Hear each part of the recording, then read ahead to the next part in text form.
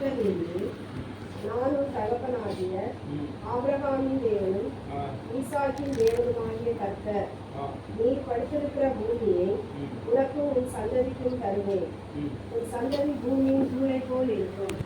நீ மேற்கேயும் கிழக்கேயும் வடக்கேயும் தெற்கேயும் பரவுவார். உனக்குள்ளும் உன் சந்ததிக்குள்ளும் பூமியின் வம்சங்கள் எல்லாம் ஆசீர்வதிக்கப்படும். இதுதான் எங்கள் சபைக்கு 2025ஆம் ஆண்டில் வாக்குத்தத்த செய்திக்கான வசனம்.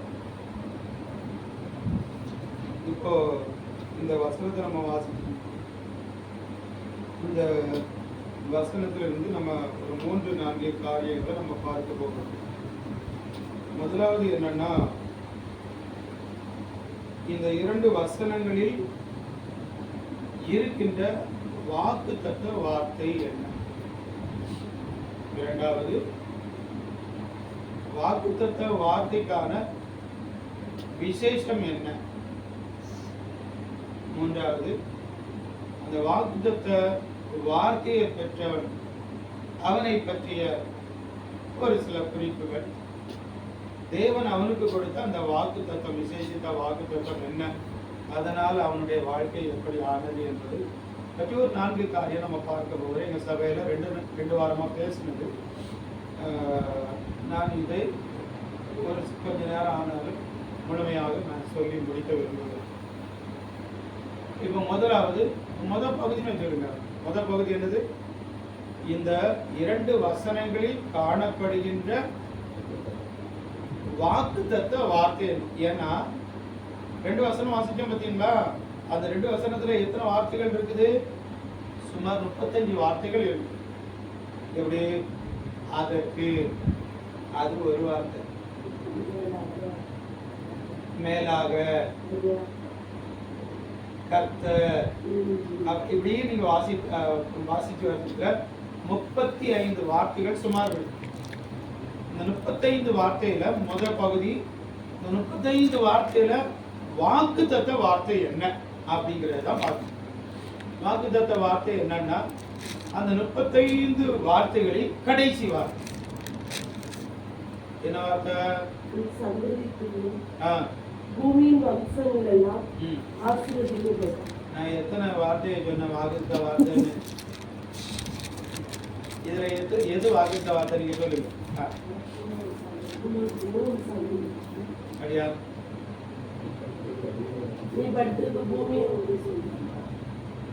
அது அங்க நான் சொன்னதை புரிஞ்சுக்கிடல நீங்க. 35 வார்த்தை இருக்குப்பா. இந்த 35 வார்த்தையில வாக்குத்தத்த வார்த்தை என்ன?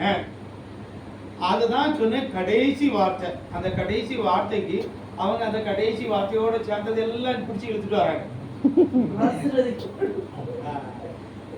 ஆசீர்வதிக்கப்படும்.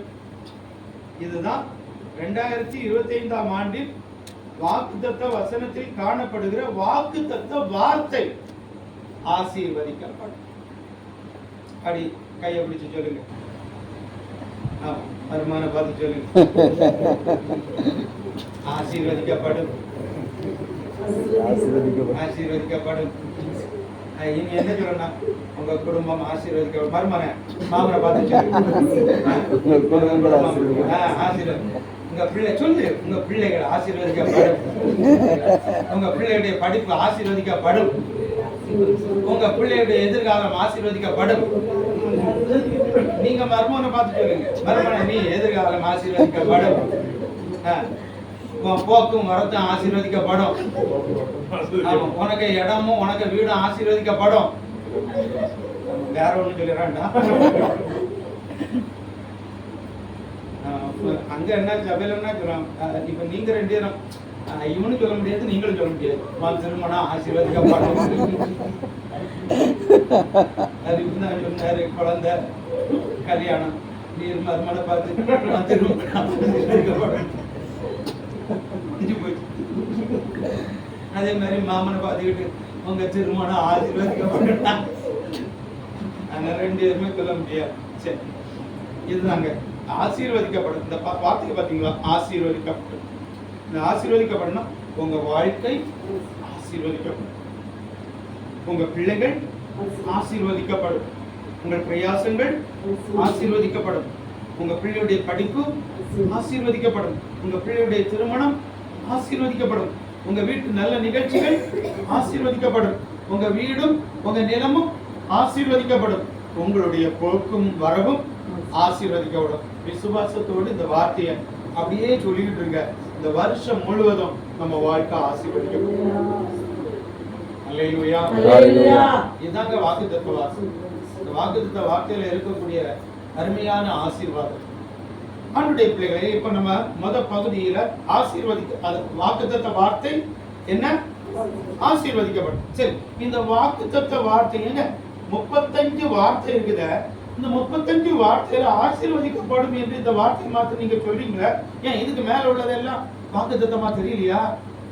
என்னது என்னெல்லாமோ இருக்கு. எப்படி நீ இருக்கிற இடத்தனா அது வாக்குத்தத்தம் இல்லையா? தருவேன்னு சொல்றது வாக்குத்தத்தம் இல்லையா? அப்ப எத்தனையோ இருக்கு. அப்ப இதுல பார்த்து நீங்க ஏன் சொல்றீங்க அப்படின்னு நீங்க கேட்க மாட்டீங்க. உங்க சிந்தையை தூண்டுவதற்காக நான் அடை சொல்றேன். ஏன்னா நம்ம யாருக்குமே என்ன கிடையாது, கேள்வி ஞானமே. கேள்வி ஞானம் இருந்தா தானே பதில் ஞானம் வரும். எந்த ஞானமும் கிடையாது இல்லையா? ஒரு வசனம் ஒண்ணு இருக்கு பாருங்க நீதிமொழிகள்ல, ஞானம் அதுக்கப்புறம் தன் வீட்டை கட்டி. அது எப்படின்னா 7 தூண்களால் அப்படின்னு போட்டிருக்கு. ஞானத்துக்கு 7 தூணு இருக்கு. நமக்கு அந்த கேள்வி ஞானமும் கிடையாது, இந்த ஞானமும் கிடையாது. பிறகு ஞானத்துக்குள்ள இருக்கக்கூடிய 7 தூண் என்னது? அப்ப பாருங்க, இந்த கேள்வி வரணும். எப்படி அன்னை சதீஷ் இல்லைன்னா தாத்தா நேத்தைக்கு ஒருத்தன் கையை காணிச்சான் ரோட்ல,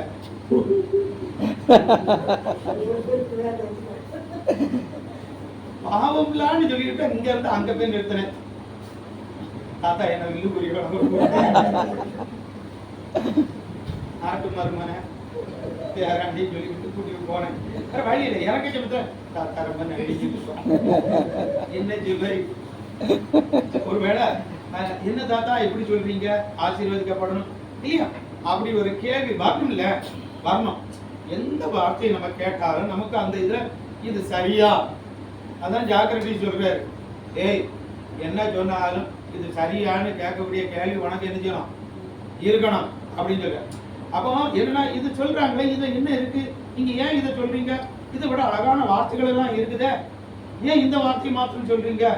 ஏன் சொல்றேன்னா அதுக்கு ஒரு வித்தியாசம் உண்டு, அதனாலதான் சொல்றேன். அந்த வித்தியாசம் என்ன? அதான் 2ஆம் பகுதி. முதல் பகுதி என்னது? நம்ம வாசித்த 2 வசனங்களில் இந்த 2025ஆம் ஆண்டு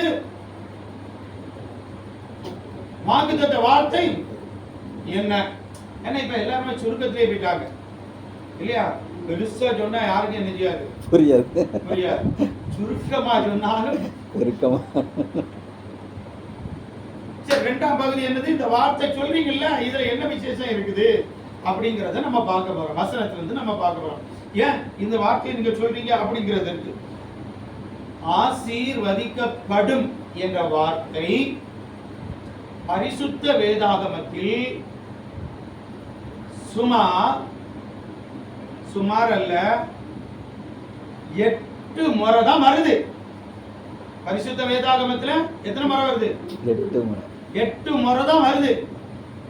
ஆனா இந்த ஆசீர்வதிக்கப்படும் என்ற வார்த்தைய ஆங்கிலத்துல பிளஸ்ன்னு இருக்குது. நமக்கு எத்தனை வார்த்தை இருக்குது? உயிர்மை எழுத்துன்னு எத்தனை எழுத்து இருக்கு? மெய் எழுத்துன்னு எத்தனை இருக்கு? அது நமக்கு இன்னும் தெரியாது.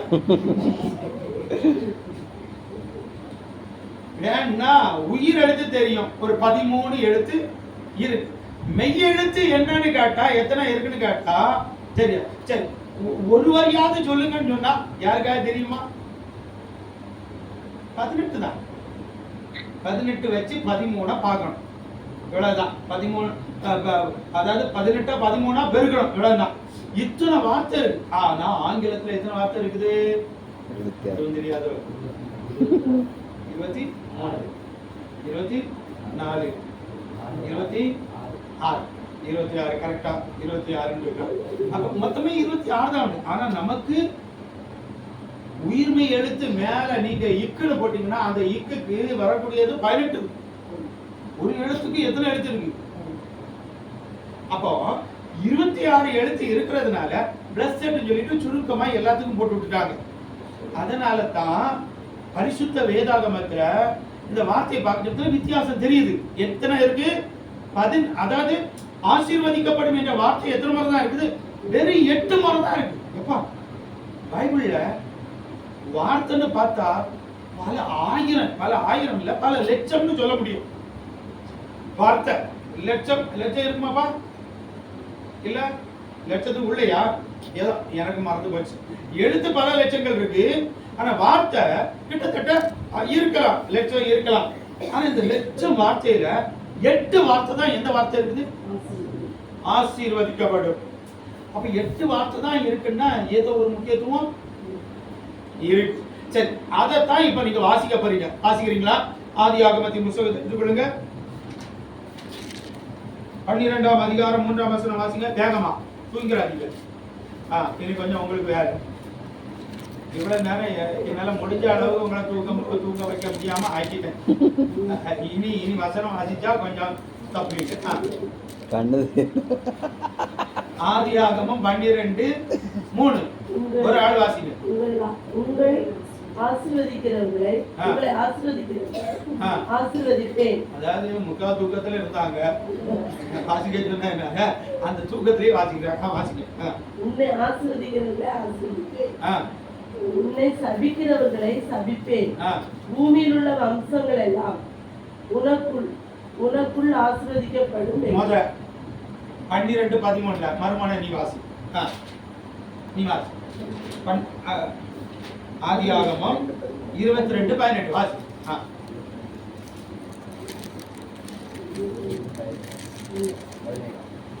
22:18 அதிகாரம் 18.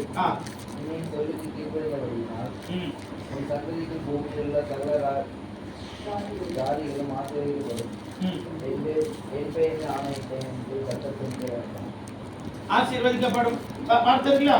இது 2வது. அடுத்தது மர்மவனுக்கு மாப்பிள வாசி. வசனம் சொல்லியா? 28:16 இல்ல 26:5. 26. நானும் சந்ததியை வானத்தின் நட்சத்திரங்களை போல பெருக பண்ணி உன் சந்ததிக்கு இந்த தேசத்தை யாவே தருவேன். உன் சந்ததிக்கு பூமியுள்ள சர்வ ஜாதிகளும் ஆசீர்வதிக்கப்படும் என்றார். சரி, 3 ஆசீர்வதிக்கப்படும் வந்துட்டுல.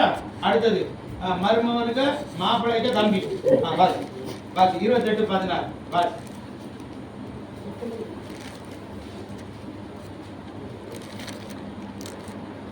நீ சந்ததி பூமி சூரிய போல் இருக்கும். நீ மேற்கையும் கிழக்கையும் வடக்கையும் தெற்கையும் தாண்டுவாய். உனக்கும் உன் சந்ததிக்கும் பூமியின் வம்சங்களுக்கும் ஆசீர்வதிக்கப்படும். வாசிச்சிட்டீங்களா? சரி, எத்தனை வாசிச்சீங்க? 4. அம்மாவுக்கு மருமவன், மருமகனுக்கு 2 மாப்பிள்ளையும் வாசிச்சாச்சு. 2 மாப்பிள்ளைக்கு அப்பா வாசிச்சாச்சு. சங்கீதம் 37:26.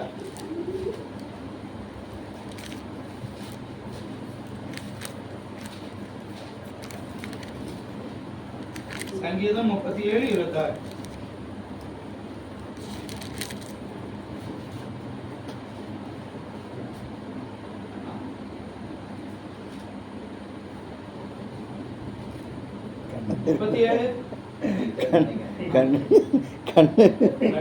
கண்ணாடியா கொடுங்க.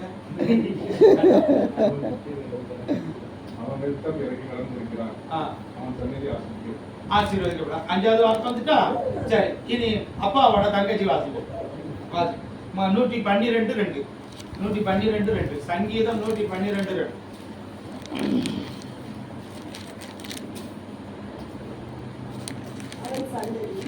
பூமியில் வளர்த்திருக்கும் செம்மையானவர்களின் வம்சம் ஆசீர்வதிக்கப்படும். ஆறு வார்த்தை வந்துச்சுல. சரி, இனி தங்கச்சியோட மாப்பிள்ளை வாசிங்க. அப்போஸ்தலர் 3:25. அப்போஸ்தலர் 3:25.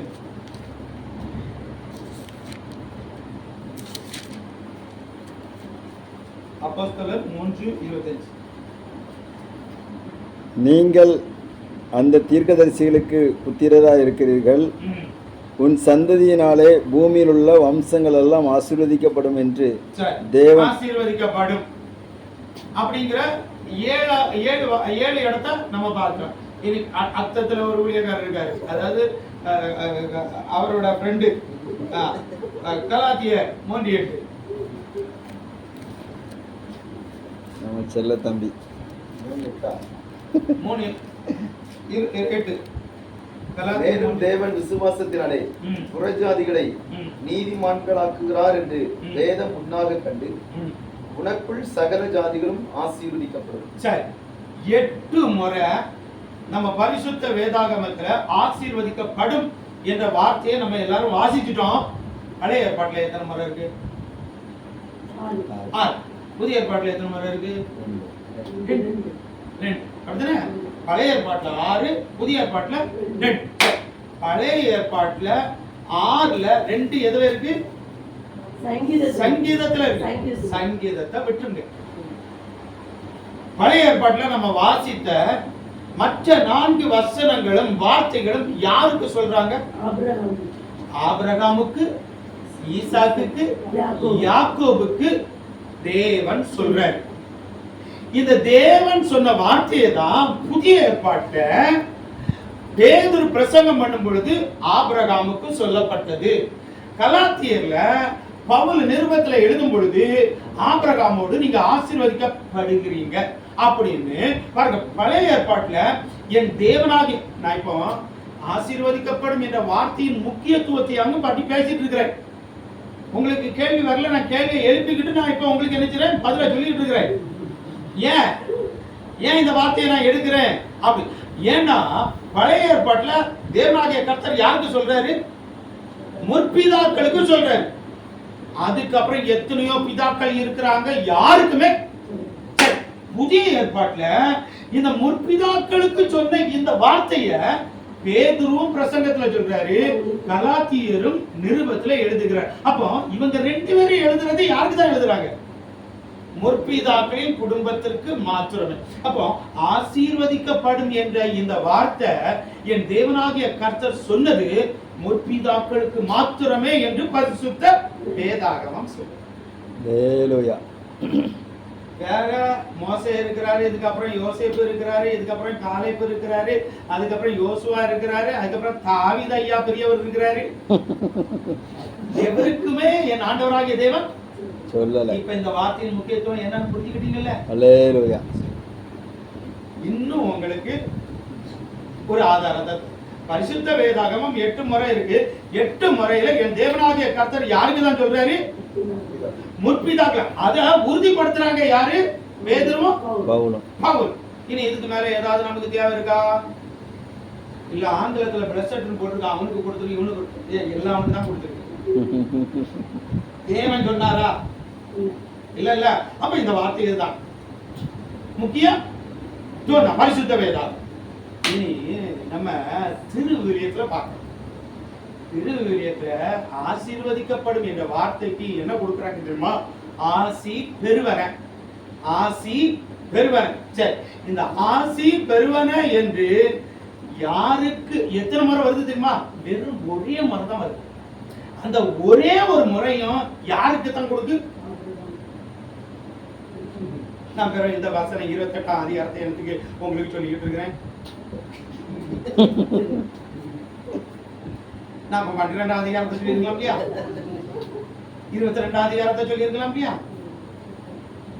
இந்த ஆசி பெறுவன என்கிற இந்த ஒரு வார்த்தை திருவிவிலியத்துல யாருக்கு தான் பயன்படுத்தப்பட்டிருக்குன்னா யாக்கோபுக்கு மாத்திரம் தான். யாக்கோபுக்கு மாத்திரம் தான் இந்த வார்த்தையை தேவன் நினைச்சுக்கிறாரு சொல்றதாட்டு. அவங்க என்ன செய்யறாங்க? பதிய வைக்கிறாங்க. பொதுவா படிச்சவன் என்னைக்குமே படிச்சவன் தான். அவன் ஏதாவது ஒண்ணு சொன்னாலும் அது சரியாதான். கற்றவன் சென்ற இடம் எல்லாம் சிறப்பு தான். அவன் எழுதி வச்சிருக்கிறான்னா ஏதோ ஒரு முக்கியத்துவம் அதுல இருக்குங்கிறது உண்மை. அந்த முக்கியத்துவத்தினுடைய ஆதாரத்தை நான் உங்களுக்கு காண்பிக்கிறேன். என்னடா நீர் ஆர்சி ஃபாதருக்கெல்லாம் நீங்க சப்போர்ட் பண்ணிட்டு இருக்கிறீங்க திடீர்னு, இது சரியோ அதுக்கு நம்ம என்ன செய்யலாம், சப்போர்ட் பண்ணி தான் அவன் சிலையா வாங்குறான், அவன் எதை அவன் சொன்னது சரியா இருக்குல்ல. எப்பா முற்பிதாக்கள் என்று சொல்லக்கூடிய ஆபிரகாம் இருக்கிறாங்க, ஈசாக்கு இருக்கிறாங்க. இவங்க 2 பேருக்கு இந்த வார்த்தையை சொல்லாம ஏன் இந்த திருவிவிலியத்துல இந்த யாக்கோபுக்கு மாத்திரம் சொல்லப்படுகிறது?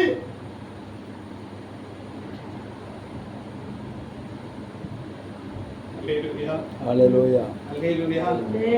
ஏன் இத உங்களுக்கு இந்த வார்த்தையை வைக்கிறேன்னா, உன் அப்பனுக்கு சொல்லாத ஒரு வார்த்தை ஆமென். உனக்கு வரணும். ஹல்லேலூயா. புரியுதா? இங்க அப்பனுக்கு கொடுக்கப்படலன்னா எனக்கு வரும்டா. ஆமென். தேவன் செய்வார். ஹல்லேலூயா. எனக்கு நிறைய காரியம் இருக்கு, சொல்றதுக்கு நேரம் இல்ல. இந்த ஆசீர்வதிக்கப்படும் என்ற வார்த்தைக்கு தமிழ் அகராதி ஆசீர்வதிக்கப்பட்டன்னு கொடுக்கும். ஆசீர்வதிக்கப்பட்டன்னா அதுக்கு என்ன பொருள் தெரியுமா? நிறை வளம். எப்படி சரியா பார்த்தா நிறை வளம். இப்ப பாருங்க, இந்த நிறை வளம் என்ற இந்த வார்த்தையை ஏன் ஆபிரகாமுக்கு கொடுக்கல, ஏன் ஈசாக்குக்கு கொடுக்கல, ஏன் யாக்கோபுக்கு கொடுக்கல? அப்போ இந்த வார்த்தைக்கு ஏதோ ஒரு முக்கியத்துவம் இருக்கு. ஆபிரகாமுக்கு கொடுக்கப்படாத, ஈசாக்குக்கு கொடுக்கப்படாத ஒரு வார்த்தையை தேவனாகிய கர்த்தர் யாக்கோபுக்கு கொடுக்கிறார்னா, ஒரு நிறைவான வளத்தை கொடுக்கிறார்னா ஏதோ ஒரு வித்தியாசம் அதுக்குள்ள இருக்கத்தான் சரி. இந்த 2025ஆம் ஆண்டு தேவ பிள்ளைகளை நம்ம வாழ்க்கையில ஒரு ஏதோ ஒரு முக்கியத்துவம் இருக்கத்தான் போகிறது. நிறைவான வளம் வரத்தான் போகிறது. கர்த்தர் மகிமைப்படுத்துவோம். கர்த்தர் உன்னை மேன்மையாக வைப்பார், நீ கலங்காதே மனமே. கர்த்தர் உன்னை மென்மையாக வைப்பார், நீ கலங்காதே மனமே. வேலையில் ஆசீர்வாதமோ,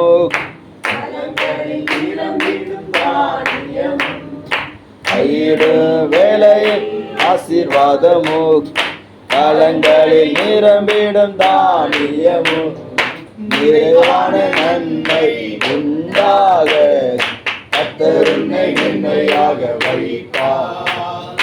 நிறைவான நன்மை உண்டாக கர்த்தர் உன்னை மென்மையாக வைப்பார். கர்த்தர் உன்னை மென்மையாக வைப்பார், நீ கலங்காதே மனமே. கர்த்தர் உன்னை மென்மையாக வைப்பார், நீ கலங்காதே மகனே. ஹல்லேலூயா. ஹல்லேலூயா. நிறைவளம் ஆபிரகாமுக்கு ஐயாவுக்கு இல்லையா? ஈசாக்குக்கு இல்லையா? யாக்கோபுக்கு ஏன் இந்த வார்த்தையை திருவிவிலியம் பயன்படுத்துகிறேன்? இதற்கு ஒரு ஆதாரத்தை நான் உங்களுக்கு தரேன். யாக்கோபை விட, அதாவது ஆபிரகாமை விட ஈசாக்கை விட யாக்கோபு பெரிய ஆளா அப்படின்னு ஒரு கேள்வி நமக்கு வரும். ஏன்னா எல்லாரும் நம்ம யாருக்கு தான் மதிப்பு கொடுப்போம்? ஆபிரகாம். ஆபிரகாமுக்கு தான் கொடுப்போம். ஆனா நம்ம தேவனாகிய கர்த்தர் கொடுக்கலையே. இந்த வார்த்தை அவங்களுக்கு கொடுக்க திருவிவிலியம் சொல்லுது இல்லையா? அவனை ஏற்கனவே எல்லாம் எழுதி வச்சாங்க, அவனை அப்படி இப்படி பண்ணிட்டு இருக்கான், நீ அங்க அதெல்லாம் பண்ணி நீ என்கிட்ட வந்து பேசிட்டு இருக்க கூடாது அப்படின்னு சிந்திப்பு வரலாம், வராமலே இருக்கலாம்.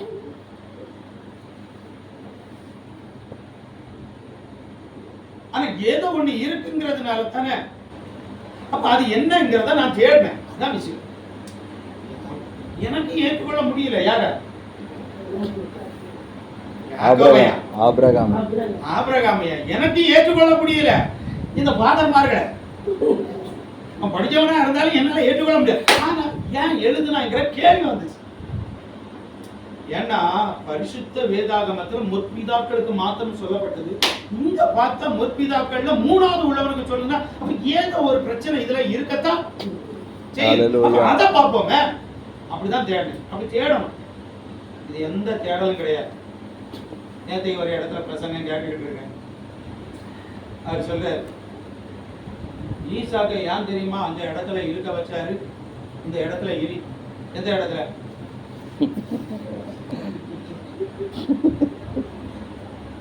கானான்ல இரு, அதான் உண்மை. கானான்ல இரு அல்லது கேசூர்ல இரு. ஏன் இருக்க சொன்னா தெரியுமா? இந்த கேசூர்ல தான் ஆபிரகாம் அவமானப்பட்டான், சாராள் அவமானப்பட்டான், முக்காடு போட வச்சா. இதான் கேக்குறேன். உங்களுக்கு இதெல்லாம் தெரியாது. நான் போறேன்.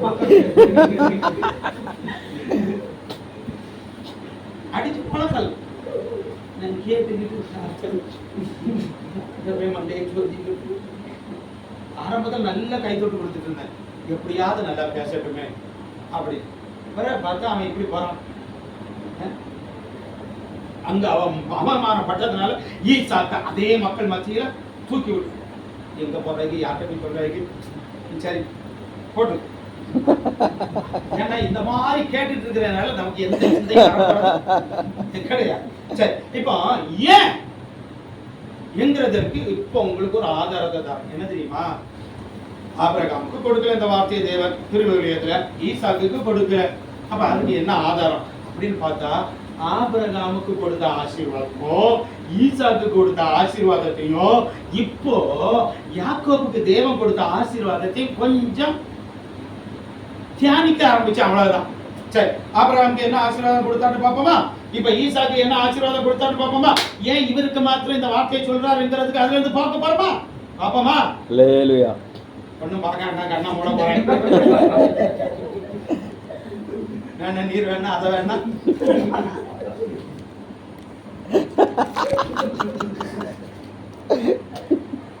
சரி, ஆபிரகாமுக்கு கொடுத்த ஆசீர்வாதம் என்ன? வாசிங்க. ஆதியாகமத்தின் புத்தகம், ஆதியாகமத்தின் புத்தகம் 14ஆம் அதிகாரம் 17 இருந்து வாசி.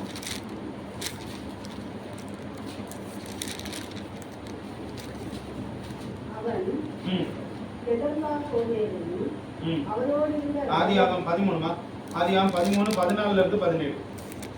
லோத்து ஆபிரகாமை விட்டு பிரிந்த பின்பு கர்த்தர் ஆபிரகாமை நோக்கி, இப்படி வாசிச்சா உறக்கம் வராத வந்திருக்கும். எப்படி வாசிக்கணும்? எப்படி வாசிக்கணும்?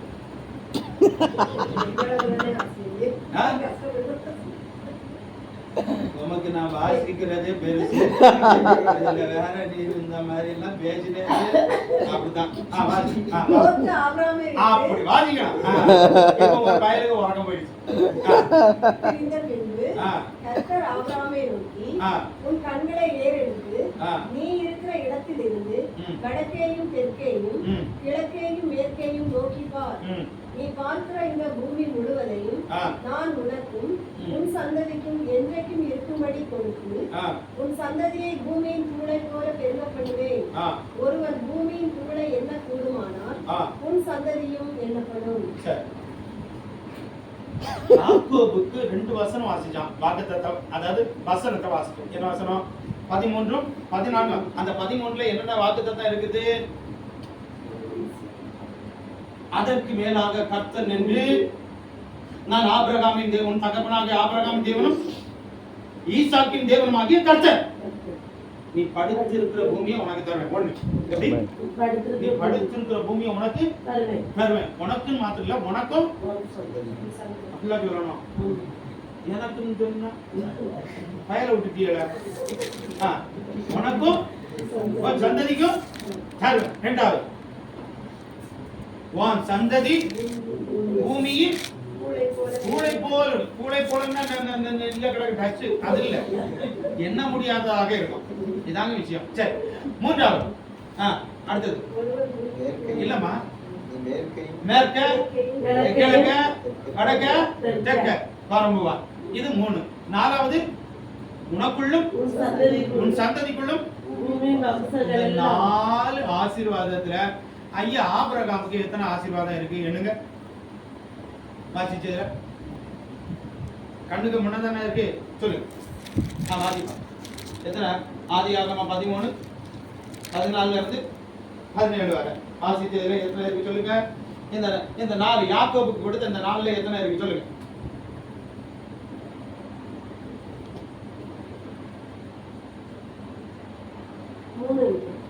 இதெல்லாம் இருக்கு சொல்லுங்க. 3 சொல்லுங்க.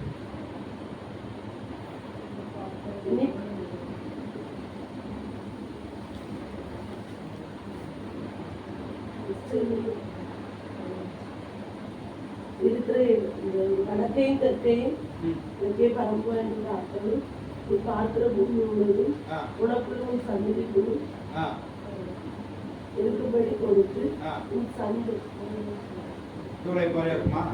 சரி, இதுல 2 தான் இருக்கு. 2 தான் இருக்கு. அப்ப 2 எங்க போச்சு? 12ஆம் அதிகாரம் 12ஆம் அதிகாரம் அதனுடைய 2ஆம் வசனம். நான் உன்னை பெரிய ஜாதியாக்கி உன்னை ஆசீர்வதித்து உன் பெயரை பெருமைப்படுத்துவேன். நீ ஆசீர்வாதமாய் இருப்பாய். 3 உன்னை ஆசீர்வதிக்கிறவர்களை ஆசீர்வதிப்பேன், உன்னை சபிக்கிறவர்களை சபிப்பேன். பூமியின் வம்சங்கள் எல்லாம் உனக்குள் ஆசீர்வதிக்கப்படும் என்றார். இப்ப எத்தனை வந்திருக்கு? 13ல 2 இருக்கு, 12ல 1 தான் இருக்கு. எதெல்லாம் இருக்குது? அதாவது நீ நிற்கிற பூமியை உனக்கு தருவேன். 2வது உன் சந்ததி பூமியின் தூளை போல இருக்கும். 13ஆம் அதிகாரத்துல இருக்கு இல்லையா? இந்த 2 இதுல இருக்கு. யாக்கோபுக்கு 4 இருக்கு. அதுல 4ல 1 எதுல இருக்கு? 12ஆம் அதிகாரத்துல என்ன இருக்கு? உனக்குள்ளும் உன் சந்ததிக்குள்ளும் பூமியின் வம்சங்கள் ஆசி. அப்போ ஆபிரகாம் ஐயாவுக்கு எதுதான் இருக்குது? யாக்கோபுக்கு கொடுத்ததுல 3 தான் இருக்கு. எத்தனை இருக்கு? 3 ஆசீர்வாதம். யாக்கோபுக்கு கொடுத்ததுல 3 தான் இருக்கு, 1 இல்ல. 1 இல்ல. சரி, ஈசாக்குக்கு பாப்போமா? 26ஆம் அதிகாரத்தை எடுத்துக்கொள்ளுங்க. அதனுடைய 3ஆம் வசனமும் 3ல இருந்து 5 வரை வாசி. இந்த தேசத்திலே வாசம் பண்ணு, நான் உன்னோட கூட இருந்து உன்னை ஆசீர்வதிப்பேன். நான் உனக்கும் உன் சந்ததிக்கும் இந்த தேசங்கள் யாவையும் தந்து சரி உன் தகப்பனாகிய ஆபிரகாமுக்கு நான் இட்ட ஆணையை நிறைவேற்றுவேன். ஆபிரகாம் என் சொல்லுக்கு கீழ்ப்படிந்து என் விதிகளையும் என் கற்பனைகளையும் என் நியமங்களையும் என் பிரமாணங்களையும் கை கொண்டபடினால் நான் உன் சந்ததியை வானத்தின் நட்சத்திரங்களைப் போல பெருக பண்ணி அடுத்தது உன் சந்ததிக்கு இந்த தேசங்கள் யாவையும் தருவேன். உன் சந்ததிக்குள் பூமியில் உள்ள சகல எத்தனை தான் இருக்குது? வெறும் 3 தான் இருக்கு. அது என்னது? 3ஆம் வசனத்துல 1 இருக்குது, அடுத்தது கடைசி 5ஆம் வசனத்துல 2 இருக்கு. என்னது? ஆனா எது இல்ல? ஆபிரகாமுக்கும் எது இல்ல, ஈசாக்குக்கும் எது இல்ல தெரியுமா? இந்த யாக்கோபுக்கு தேவன் 3வது சொன்ன ஆசீர்வாதம் இந்த இது யாருக்கு? ஆபிரகாம் ஐயாவுக்கு சொல்லல, ஈசாக்குக்கு சொல்லல. எதை சொல்லல? மேக்க. இது மேக்க, கிழக்க, வடக்க, தெற்க எப்படி பரம்புவாய். இந்த ஆசீர்வாதம் ஆபிரகாம் ஐயாவுக்கு ஆண்டவர் சொல்லல, இந்த ஆசீர்வாதத்தை ஈசாக்குக்கும் சொல்லல. யாருக்கு தான் சொல்றாரு? யாக்கோபுக்கு மாத்திரம் சொன்னதுனால தான் இந்த திருவவிலியத்துல ஆசி பெறுவன என்று இந்த முனியாண்டி மாத்திரம் சொல்லியிருக்காங்க.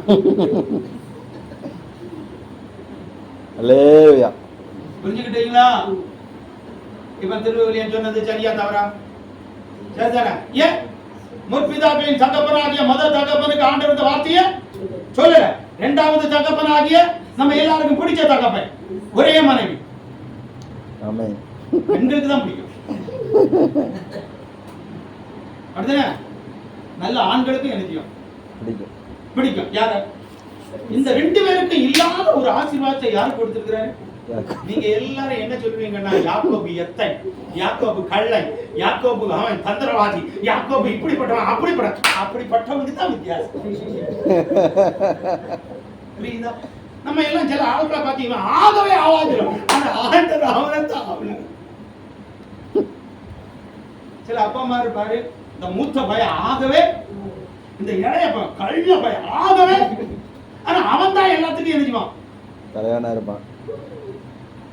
உங்க பார்வை வேற, அவருக்கு பார்வை வேற. இதுதான் விஷயம். எங்க வீட்டுல எங்க அம்மாவுக்கு நான் ஆகாதவன், இன்னைக்கும் ஆனா எங்க அப்பாவுக்கு நான் தான் யாரு? அல்லேலூயா. இப்ப நீ பாக்குற விதம் இல்ல என் ஆண்டவர் பாக்குறது. நம்ம ஒருத்தரை கள்ளனா பார்ப்பான், ஆனா அவனை நல்லவனா பார்க்கக்கூடியவர் யாரு? தேவன். ஏன் பாக்குறாருங்கிறதுக்கு தான் இந்த 3ஆம் பகுதியில நான் சொல்றேன். உங்களையும் என் தேவனாகிய கர்த்தர் உங்க அப்பாவோட உங்க தாத்தாவோட உங்களை விசேஷித்த விதமாக பார்க்க வேண்டும். அல்லேலூயா. இப்போ ஆபிரகாமுக்கு இல்லாத ஒரு ஆசீர்வாதம், ஈசாக்குக்கு இல்லாத ஒரு ஆசீர்வாதம் என்னன்னா, இந்த யாக்கோபுக்கு மேற்க கிழக்க வடக்க தெற்க நீ எப்படி பரம்புவாய். ஏ அப்பா, இந்த பரம்புவாய் என்ற வார்த்தை அதனால தான் இது விசேஷமா மாறுது. இந்த ஆசீர்வாதம். ஹalleluya. ஹalleluya. ஹalleluya. ஹalleluya. ஹalleluya. என்ன செய்ய போறோம்னா, என்ன பார்க்க போறோம்னா, பாருங்க இந்த வசனத்துல பார்த்த முக்கியமான வார்த்தை என்னது? ஆசீர்வதிக்கப்படும். இந்த முக்கியமான வார்த்தை என்ன என்பதற்கு, வித்தியாசம் என்ன என்பதற்கு தான் இவ்வளவு நேரம் உங்கள்கிட்ட அதுக்கு ஆதாரத்தை எதை சொன்னேன்? திருவிவிலியம் எதை சொல்லுது? ஆசீர்வதிக்கப்படும் என்ற வார்த்தையை யாருக்கு தான் பயன்படுத்துகிறார்கள்?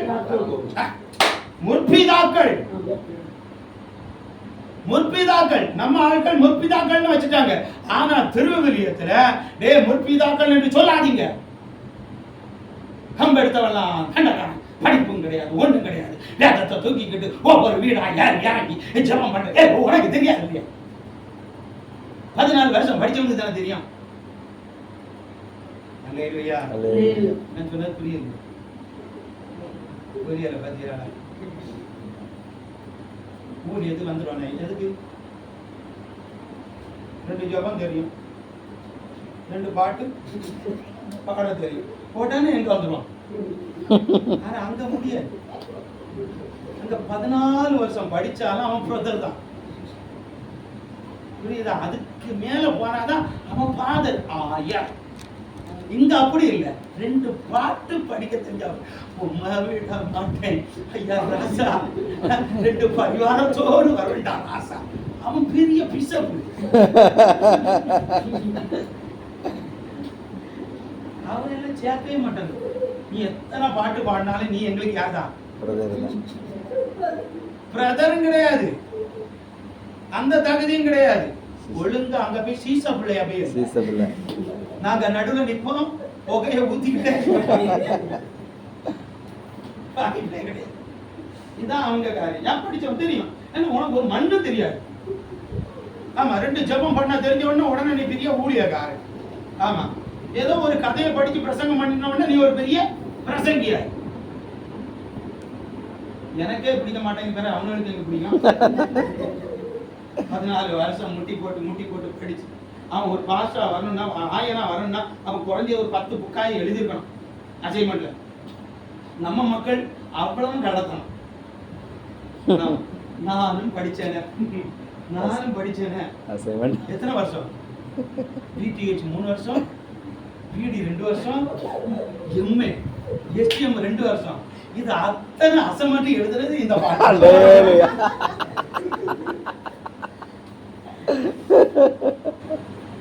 நான் எங்க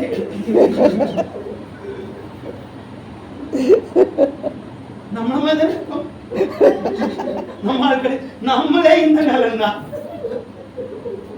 அங்க அப்படியெல்லாம் நடக்கணும். சொந்த காலில் தான் நினைக்கலாம் நிற்கணும். அதனால அவங்களுக்கு எல்லாம் ஆனா ஒன்றும் சொல்ல மாட்டாங்க. அதான் விஷயம். சில வசனங்கள் எல்லாம் நமக்கு தெரியலங்க. அவங்க காரியத்தை பார்த்து தான் நான் புரிஞ்சுக்கிட்டேன். நம்ம பிரசங்கமார் பண்றது அவ்வளவுமே தப்புன்னு. ஆனா அவனு பண்ண மாட்டாங்க. சொல்லப்பட்டாங்க. சரி, நேரம் ஆயிடுச்சு. சரி, அப்போ திருவிவிலியத்துல யாக்கோபுக்கு மாத்திரம் தான் சொல்றாங்கன்னா, அதுக்கு ஏன்னா முற்பிதாக்களின் தகப்பனாகிய ஆபிரகாமுக்கு சொல்லாத ஒரு வார்த்தைய, சொல்லாத ஒரு ஆசீர்வாதத்தை, ஈசாக்குக்கு சொல்லாத ஒரு ஆசீர்வாதத்தை யாருக்கு தான் சொல்றாரு? அப்போ அவர் சொல்றாருன்னா அவன் தான் நிறைவான வளத்தை பெற்றதுனால தான் ஆசி பெறுவாங்க. அல்லேலூயா. முடிச்சு. அல்லேலூயா. அல்லேலூயா. அல்லேலூயா. என்னெல்லாம் இவ்வளவு எடுக்க என்ன பாடுபட்டுப்பேன்னு நினைக்கிறீங்க? எத்தனை நாள் தண்ணி குடிக்காம இவ்வளத்தையும் எடுக்க என்ன பாடுபட்டுப்பேன்னு நினைக்கிறீங்க? அல்லேலூயா. இது இப்போ உள்ள ஒருத்தனுக்கும் தெரியாது. நான் அதனாலதான் சில பிரசங்கத்துல எல்லாம் சில முன்னாடி இருக்கக்கூடிய பாஸ்டர் தான் யாசிப்பு போய் அதனால தான் கூப்பிட மாட்டேங்கிறான். கூப்பிட மாட்டேங்கிறானே. நான் வாரேன்னு சொன்னாலும் வேண்டாம்.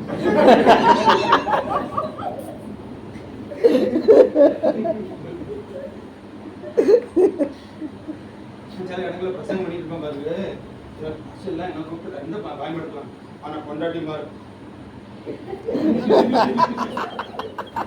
ஏன் தெரியுமா, நான் பண்றது ஒண்ணு, இவன் பண்றது மாட்டேன். இவன் பண்ணாததுனால மக்கள் எல்லாம் என்ன செய்யுமா, இவ்வளவு வார்த்தை இங்க இருக்க. அப்ப இது மொத்தத்துல ஆம்பளை எல்லாம் ஒண்ணுக்கு அவன் சூறு இருக்கிறது எல்லாம் யாருதான் இருக்கும். ஏன்னா அதுக்குதான் தெரியும். இனி அவ்வளவு பேரும் அவனை தான் பார்த்துக்கிட்டு நம்ம ஆளை எரிஞ்ச மாட்டான், பிரசங்கத்தை கேட்கவே மாட்டான். அதனாலே இதுல இருந்து என்ன செய்யும், வராண்டான்னு சொல்லுங்க. இனி வராண்டா இந்த மாசம் யாரும் வரமாட்டா.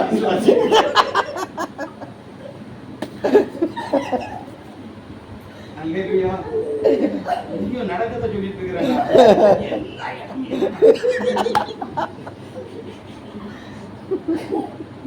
என்ன கூப்பிட மாட்டேன்னு.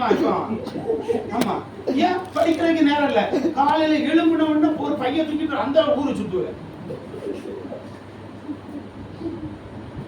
இந்த வருஷத்துல இன்னும் பலமுறை கூப்பிடணும்னு நினைச்சுக்கிட்டு இருந்தேன்.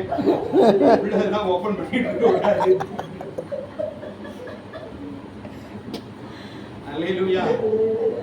கொஞ்சம் படிக்கணும்ல, காத்துக்கணும்ல.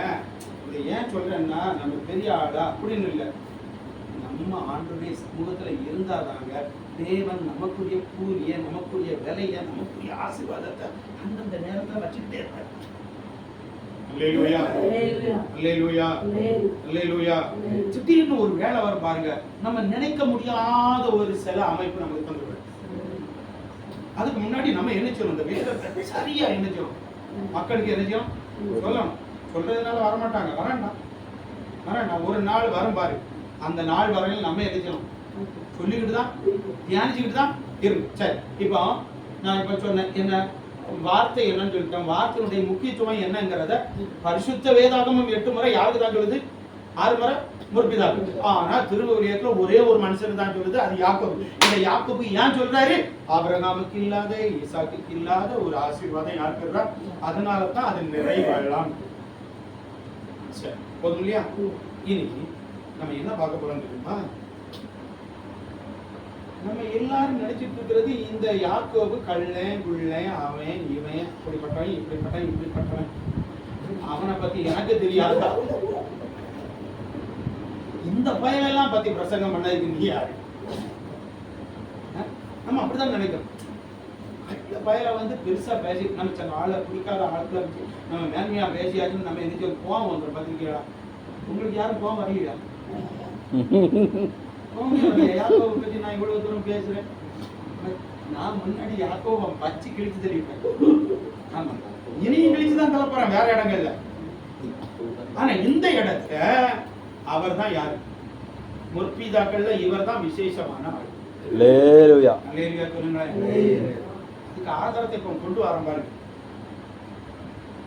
இப்ப 2 இடம் பார்த்துட்டோம். 2 பகுதி. 3ஆம் பகுதி என்னது, இந்த யாக்கோபுக்கு ஏன் இந்த ஆசீர்வாதத்தை அவங்களுக்கு இல்லாததை இவருக்கு கொடுத்தாருங்கிறதுக்கு என்னத்தை தான் இவர்கிட்ட இந்த யாக்கோபிட்ட ஆண்டவர் பார்த்தாருங்கிறத நான் இப்ப உங்களுக்கு சொல்ல போறேன்.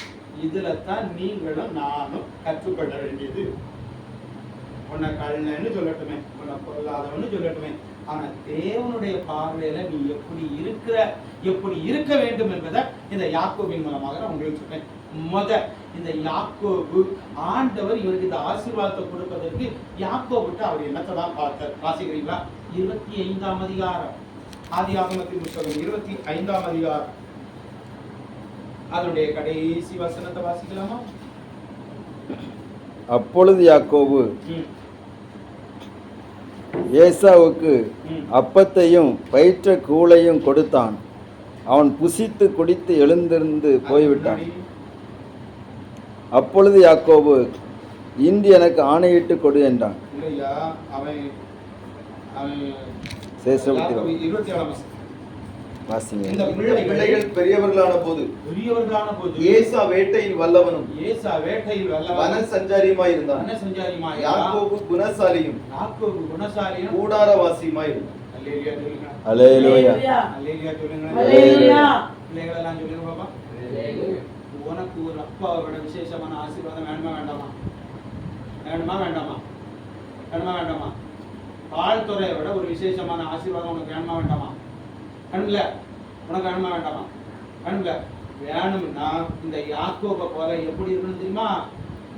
குணசாலியாகவும் கூடாரவாசியாகவும் இந்த ரெண்டையும் செஞ்சாகும். அல்லேலூயா. ஒரு மனுஷன் குணசாலியாக தேவன் பார்க்கிற அந்த குணம் நம்மள்கிட்ட இருக்கும்னா கட்டாயமாக மற்றவர்களை விட நாம் விசேஷித்தவர்களாக தெரியும். நமக்கு வேணும்ல அந்த குணம். இவன் எப்படி இருக்கான்? அண்ணன் எப்படி இருக்கிறான்னா அவன் மனம் செஞ்சார். அவன் வேட்டையில வல்லவன். அவன் வேட்டையில எப்படி வல்லவன். ஆனா இவன் வீட்டுக்குள்ள குணசாலி. அவன் மனம் செஞ்சாரு. அவன் காட்டுவாசி. இவன் கூடாரவாசி.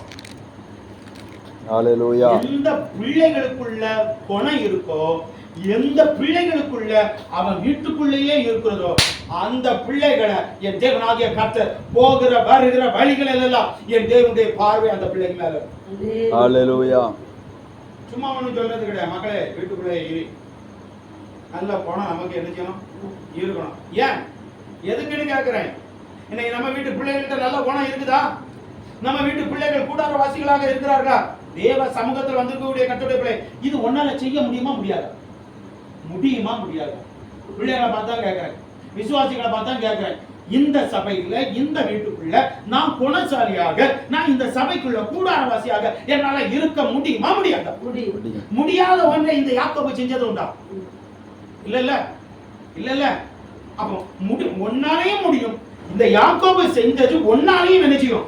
முடியும். இதைத்தான் ஆண்டவர் பார்க்கிறார். என்னால முடியாத ஒன்றை ஆண்டவர் பார்க்கவே இல்லை. ஆனா நம்ம அதை செய்ய மாட்டோம். நம்ம எப்படி இருக்கோம்னா இந்த ஏசா மாதிரி வேட்டையாள அப்பனை இடிக்கட்டா, அம்மைய குத்தட்டா,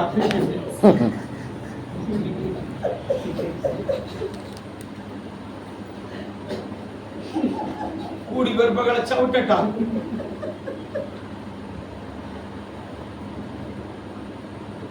ஒரு நாளும் ஏசாவை மாதிரி நம்ம ஆயிடும். நம்ம வாழ்க்கையில வீட்டுக்குள்ள குணசாலியாக இருக்கணுங்க. நான் இனி 2-3 சம்பவத்தை சொல்றேன். சரியா? எப்படின்னா பாரு, குணம் இருந்தா பாரு, என்கிட்ட நல்ல குணம் இருந்தா, உங்ககிட்ட நல்ல குணம் இருந்தா குணமும் இருக்கும். புரியல? புரியல? என்ன புரிஞ்சிச்சு இதுல நான் சொன்னேன்? ஏன் உன்கிட்ட குணம் இருந்துச்சுன்னா உனக்குள்ள குணமும் இருக்கும். புரியல? புரியாது. ஏன்னா மணி 12:30. இனி எது சொன்னாலும் உங்களுக்கு என்ன செய்யாது? புரியாது.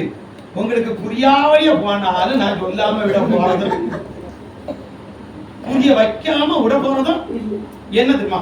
குணம்னா நம்ம கேரக்டர், குணம்னா சரீரத்துல காணப்படுகிற சுகம். உன்கிட்ட நல்ல குணம் இருக்கும்னா உன் சரீரத்துல எந்த வியக்தியும் இருக்காது.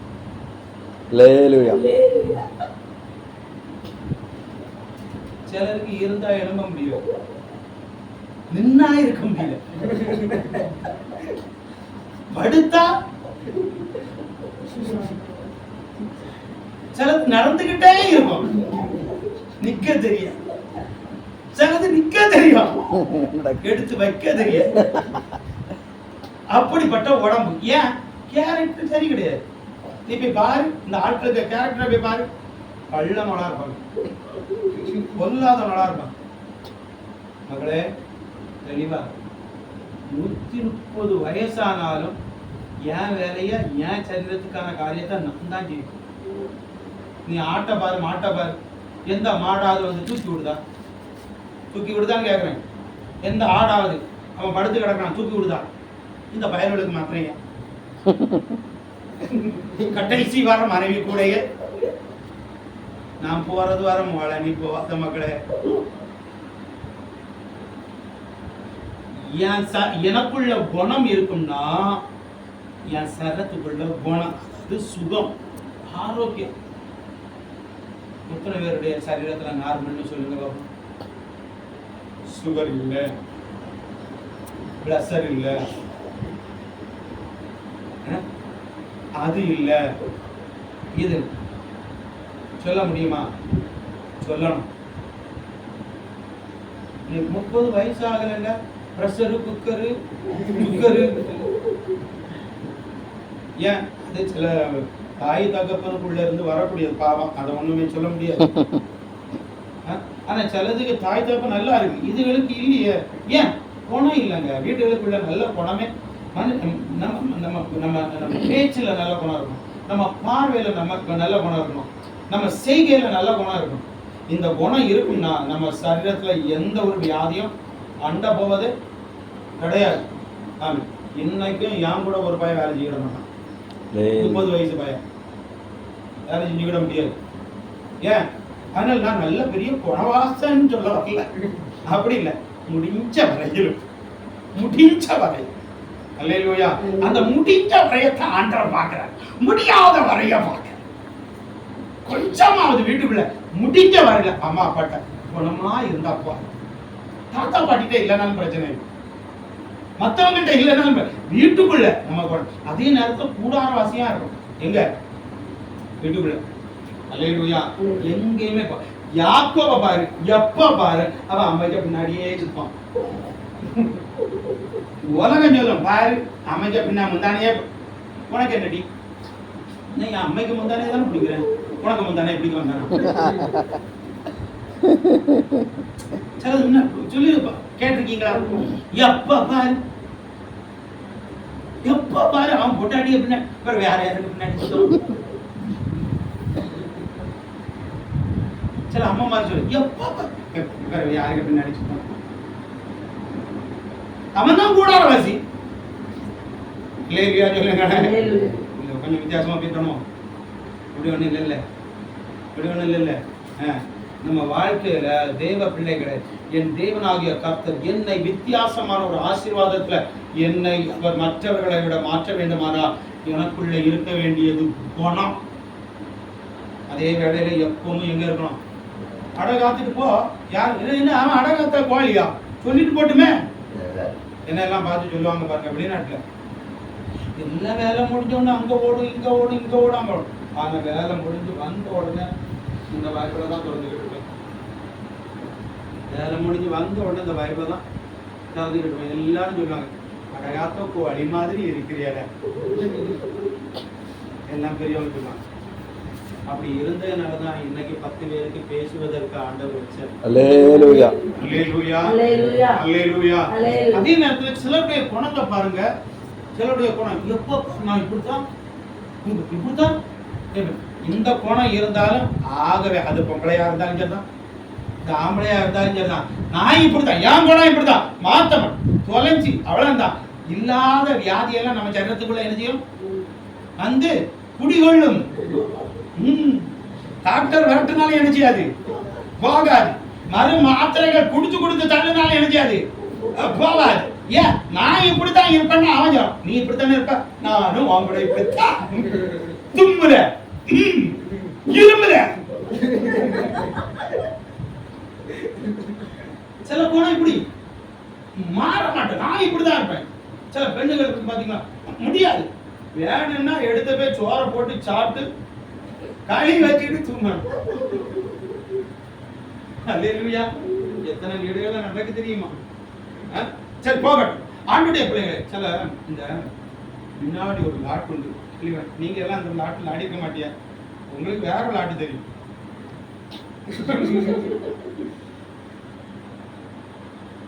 அவனை சுட்டுட்டியா? ஆமா மடக்கிட்டேன், சுத்தி மடக்கிட்டேன். இதுதான் தெரியும். ஆனால் நாங்க லாட்டு தெரியுமா? இந்த கள்ளம் போலீஸ் ஒன்று பார்த்தீங்களா? அதுக்கு முதல் என்ன லாட்டில் ஆடுவோம் தெரியுமா? இந்த டாக்டரு நோயாளி. நீங்க விளையாடிருக்க மாட்டிய, முத்து விளையாடிருப்பானா நம்ம தெரியல, விளையாடிருக்க மாட்டான். ஆமா, நாங்க விளையாடணும். முதல் எப்படின்னா டாக்டர் அது ஒருத்தன் இருப்பான், நோயாளி ஒருத்தன் இருப்பான். அவன் என்னத்தையும் இல்லாம காக்க சொல்லி வச்சிருப்பான் டாக்டர்.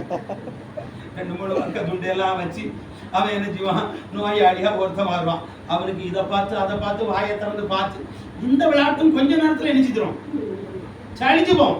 சரி, இன்னும் விளையாடலாம், இந்த விளையாட்டு வேண்டாம். டாக்டர் மருத்துவம் நோயாளி இந்த விளையாட்டு, அடுத்த விளையாட்டு என்னதுமா கள்ளம் போலீஸ். டாக்டரா இருந்தவன் இப்ப யாரு, போலீஸ். நோயாளியா இருந்தவன் இப்ப யாரு, கள்ளன். இந்த விளையாட்டு ரொம்ப நேரம் என்ன செய்யாது, போகாது, போராடிக்கும். சரி, அடுத்த விளையாட்டு என்ன விளையாட்டு, ஃபாதர் விசுவாசி. ஃபாதர் விசுவாசி. இப்போ டாக்டரா இருந்தவன், ரெண்டாவது யாரு, போலீஸ்.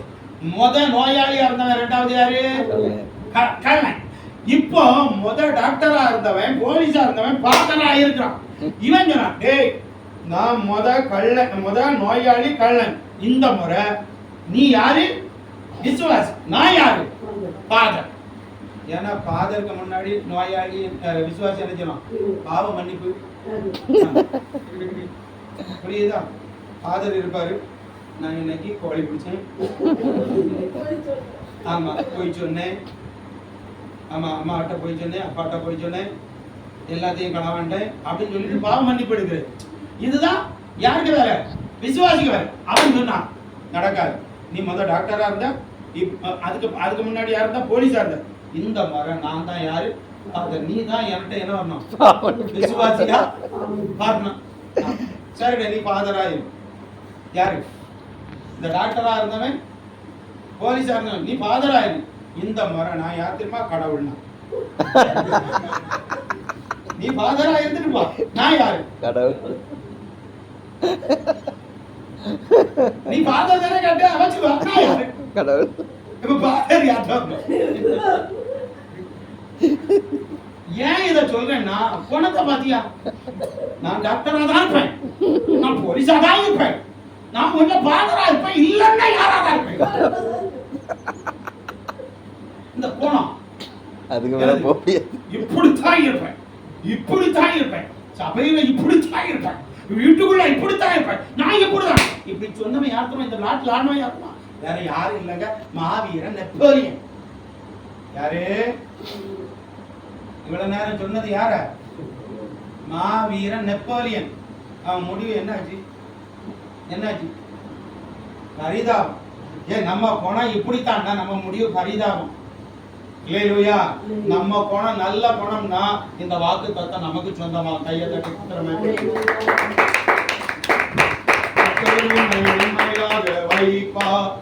நீ கலங்காதே மனமே, கர்த்தர் உன்னை மென்மையாக வைப்பார். நீ கலங்காதே மனமே, கையிடும் வேளையில் ஆசீர்வாதமும், கலங்களில் நிரம்பிடும் தானியமும், ஆசீர்வாதமும், கலங்கில் நிறைவான நன்மை உண்டாகு. கர்த்தர் உன்னை மென்மையாக வைப்பார். நிறைவான நன்மை உண்டாக, கர்த்தர் உன்னை மென்மையாக வைப்பார். கர்த்தர் உன்னை மென்மையாக வைப்பார்.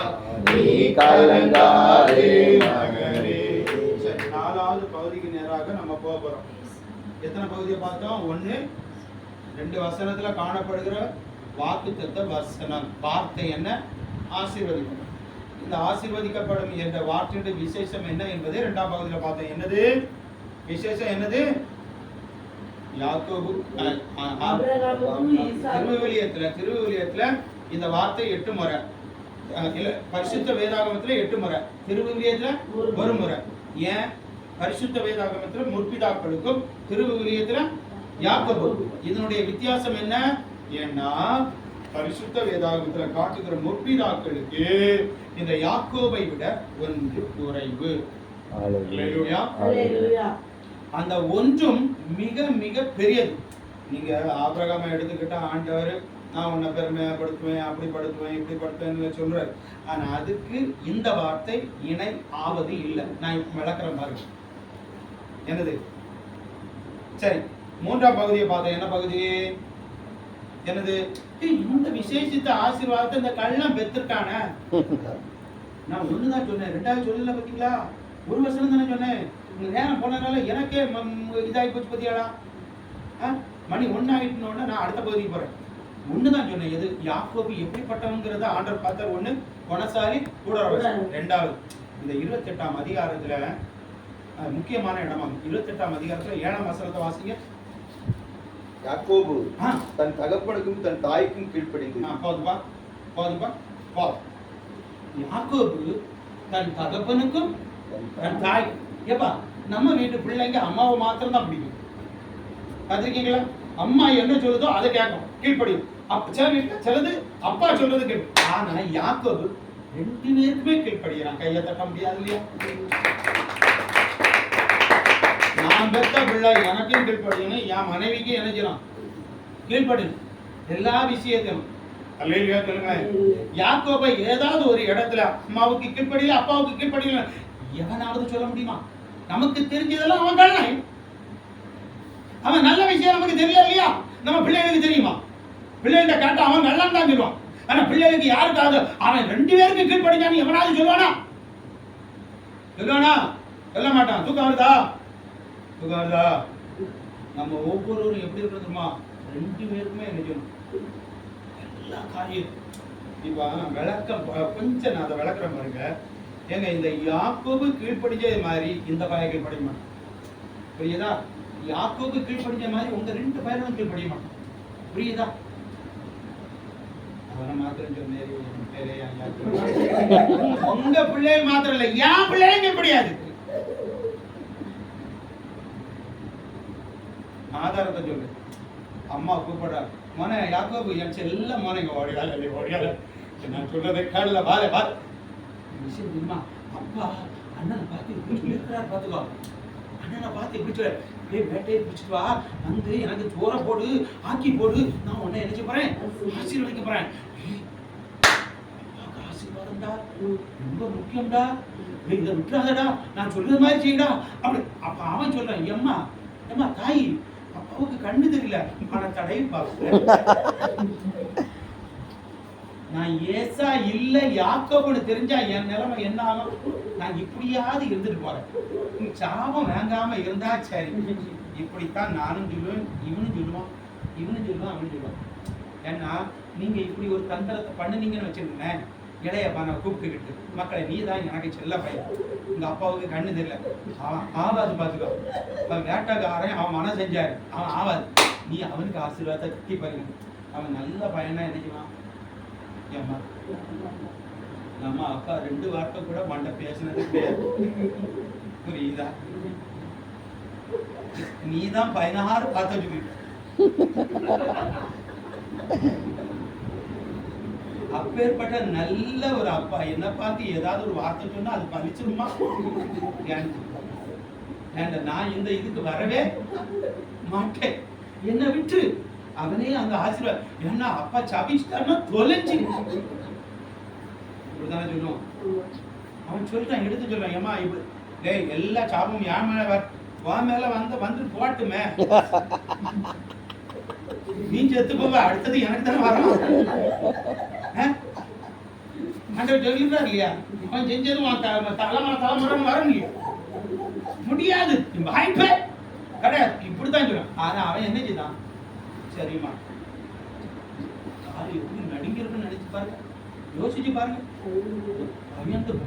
அம்மா சொன்னாலே, அம்மா சொன்னாலே, எவன் கீழ்படிவாமா? இந்த காரியத்துக்கு எவன் செய்வான்? ஒரு பையன் இந்த உலகத்தை எவனாவது செய்வான்? செய்ய முடியுமா? ஆனா செஞ்சான் இல்லையா? அதைத்தான் ஆண்டவர் பார்த்தார். கையை தட்டி ஹல்லேலூயா. நன்றிமா. தாய் குணசாலி, அவ எது செஞ்சாலும் ஸ்திரியா இருக்கும்ங்கிற அந்த நம்பிக்கை. ஹல்லேலூயா. அல்லேலூயா சொல்லுங்க. கீழ்படுகிறான் பாத்தியா? இத மாதிரி எவன் கீழ்படிவான்? இதுல வேற தகப்பன் கடையை பார்ப்பான் பாத்தியா? மோந்து பார்ப்பான். ஆனா பயலுக்கு பேச்சு ஏன்னா இப்ப மிமிக்கிரி நம்ம பல விதமா பேசி எடுத்துக்கூடும். ஆனா அன்னைக்கு அந்த மிமிக்கிரியே கிடையாது. அவன் பாட்டே பேசுறான். எல்லாமே சரிதான். சத்தமோ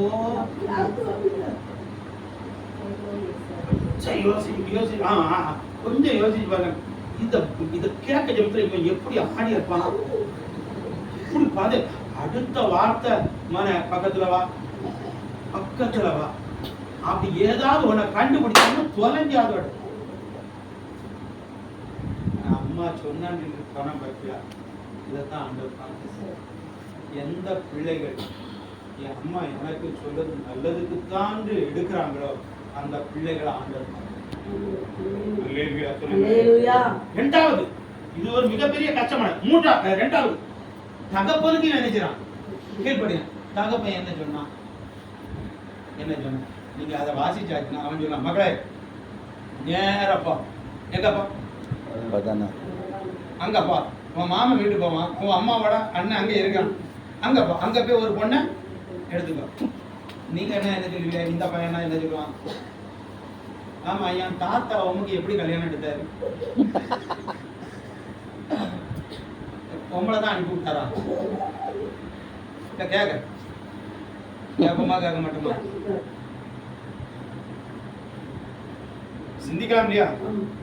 என்ன நினைச்சுக்கிட்டு என்ன அனுப்பிவிட? சரி, உமக்கு கல்யாணம் பார்க்கறதுக்கு எங்க அப்பா எங்க தாத்தா பாட்டனர் அவருக்கு வேலைக்காரனை அனுப்பி விட்டு ஒட்டகத்தை அனுப்பி விட்டு ஒட்டகம் நிறைய தங்கம் பொண்ணு வள்ளி எல்லாம் அனுப்பிவிட்டார். ஏன்டா இப்ப என்ன தெரியும்?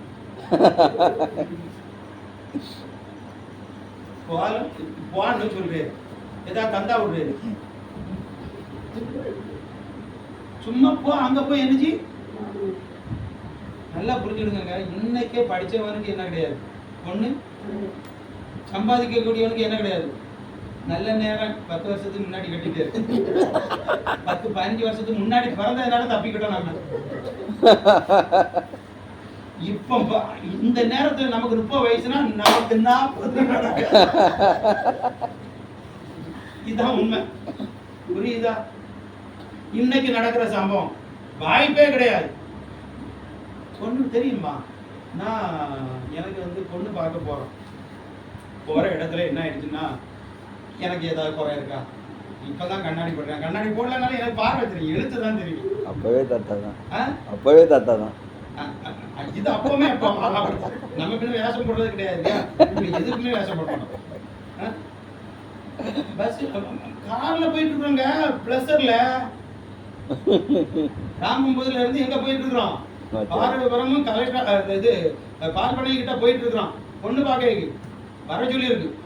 அங்க இருந்து போனவர் மாப்பிள்ளை என்ன படிச்சிருக்கிறாரு? மாப்பிள்ளை கொஞ்சம் போல படிச்சிருக்கு. இல்லை பொண்ணு அவ டிகிரிக்கு மேல போயிட்டா, அவ டிகிரி இருந்தா கொள்ளான்னு நினைக்கிறான்.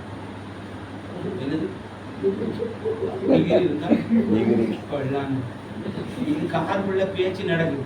நான் பின்னாடி இருந்து கேட்டுக்கிட்டு இருக்கேன். காரை நிறுத்துங்க, பால் பண்ணையில இறங்கி நான் நடந்து. எனக்கு என்ன குறை? எனக்கு என்ன குறை? ஆனா அவ இன்னைக்கு என்ன பார்த்துருந்தா இப்ப யோசிச்சுவேன். எதுக்கு சொல்றேன்னா, இவ்வளவு இருந்துமே குணங்கள் இருந்து தொழில் இருந்து சில காரியங்கள் இருந்துமே எனக்கு என்ன இல்லை, ஒண்ணு இல்லாம போறேன். அப்ப சொல்லிவிடணும், போ அதான் நமக்கு போ, அங்க போய் உனக்கு எடுத்துக்கோ, ஒரு பொண்ணை எடுத்துக்கோ அப்படின்னா எப்படி இருக்கும்? கொஞ்சம் யோசிச்சு பாருங்க. இதுதாங்க ஒண்ணு இல்லை. அப்பா சொல்றாரு போடா போ, கூட தேவன் நினைச்சுவாரு வருவார். கீழ்படிஞ்சு போறான் பார்த்தியா? நம்ம பிள்ளைகளை பார்த்து சொல்லி விடுங்க பாப்போம். வெளிநாட்டுக்கு போனோம்னா அவன் சொந்த பணத்துல போக மாட்டான். நீங்க வேலை செஞ்சு வச்சு பணத்துலதான் டிக்கெட்டு சூழ்கேஸ்ல இருக்கக்கூடிய துணி அவ்வளவுமா அப்பனுக்கே சம்பாத்தியம். இவன் சம்பாத்தியத்துல என்ன இருக்கு? இந்த பரட்டம் முடிச்சுதான் வேற ஒண்ணுமே கிடையாது. அவன் ஒண்ணு இல்லாம போறான் பாருங்க. இதுதான் இதைத்தான் யார் பாக்குறா? இதைத்தான் யார் பாக்குறா? தேவன் பாக்குறார். தேவ பிள்ளைகள் அப்பா அம்மா பைசாவை நம்ம பார்க்கவே கூடாது. ஆனா அவங்க சொல்றதுக்கு கீழ்படிச்சிட்டீங்கன்னா ஆண்டவர் பாப்பா. நீ எங்க படுத்திருந்தாலும் உன்னை தட்டி எழுப்பிக்கிட்டு கையை தட்டி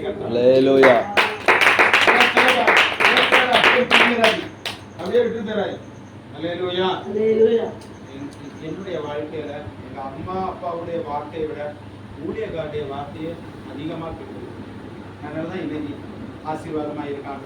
அல்லேலூயா சொல்லுங்க. அல்லேலூயா சொல்லுங்க. சரி போகட்டும். சரி, 2 காரியத்தை சொல்லிட்டு அப்படின்னா என்ன விவரிக்க நேரம் இல்லை.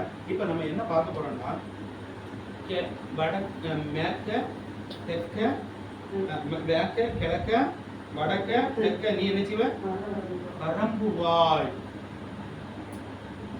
இந்த கிழக்க மேற்க தெற்க வடக்க என்கிற இந்த வார்த்தை என்ன தெரியுமா? இந்த யாக்கோபை பார்த்து ஆண்டவர் சொல்றது என்ன தெரியுமா? நீ போகிற வெளிநாட்டுல என்ன செய்வேன்னா பரம்புவ. கையை தட்டி கத்துறவங்க இதுதான் எவ்வளவு வேற ஒண்ணு. நீ வெளிநாட்டுல என்ன செய்வ? பரம்பு. நீ போகிற எந்த தேசத்துக்கு போனாலும் நீ என்ன செய்வ?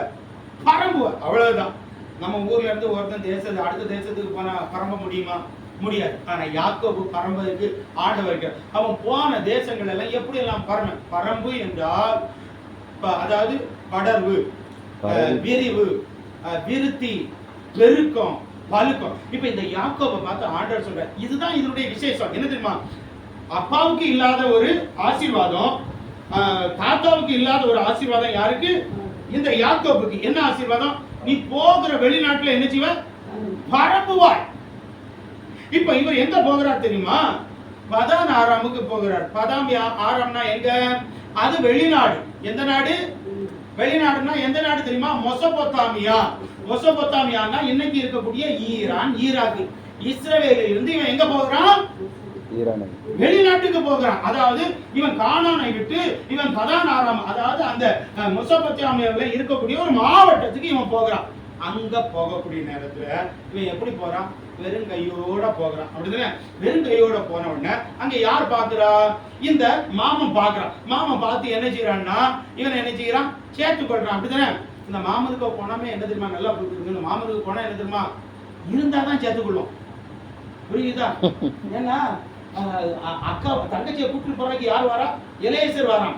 அவன் வரக்கூடிய நேரத்துல அவன் எப்படி, ஏன்னா ரெபெக்கா என்ன செய்யறான்னா இந்த கையெல்லாம் மோதிரம் போட்டுக்கிட்டு வளையல் போட்டுட்டு காதெல்லாம் எல்லாம் போட்டுக்கிட்டு அவன் போனதை பார்த்த உடனே இந்த லாபம் என்ன செய்யறான் தெரியுமா? இதை பார்த்த உடனே இங்க வரான். இளையாசரை கூப்பிட வரான். கர்த்தரால் ஆசீர்வதிக்கப்பட்டவரே உள்ளவன். இவன் போனமே என்ன தெரியுமா? இருந்தாதான் உள்ள வாழ்க்கணும். இருந்தாதான் உள்ள வாழ்க்கணும். உங்களையும் அப்படிதான். இருந்தாதான் உங்க அம்மா உள்ள வாழ்க்கணும். இது இந்த உலகத்தின் நீதி. எங்க போனாலும் இதுதான். என்கிட்ட பணம் இருக்குன்னா என் தங்கச்சி உள்ள வாங்கினே கச்சரா ஆசீர்வாதம். என்கிட்ட இல்லைன்னா சபிக்கப்பட்டவன். பிரசங்கமும் அப்படித்தான். வெளியே போ. இதான் இதாங்க என்கிட்ட இருந்தா. இந்த லாபனுக்கு பணமே என்ன தெரியுமா? இருந்தாதான். ஆனா இவன் எப்படி வரான்? ஒரு கோல் என்ன இருந்து அதையும் கல்லுக்கு ஊத்திட்டு வரான். இவனை வந்தவன் என்னச்சுன்னா கட்டி பிடிக்கிறான். ஏன்? ஆண்டவர் சொன்ன தேவப்பிள்ளை நீ பரம்புவா என்று சொன்னாச்சுன்னா உன்னை, அதாவது உலக பிரகாரமான ஆசீர்வாதம் இருந்தாதான் உன்னை கைப்பிடிப்பா இருக்கிற அந்த மனுஷன் கூட இந்த வாக்கு தத்தம் இருக்குன்னா உன்கிட்ட ஒண்ணு இல்லைன்னா அவன் உன்னை சேர்த்து. ஹல்லேலூயா. என்ன செய்யறான்னா வந்தோடனே அவன் சேர்த்துக்கொண்டு என்ன செய்யறான்னா அங்க நீங்க பார்க்க முடியும். வேலை செய்யறான், எல்லாம் செய்யறான். சரி கொடுங்க.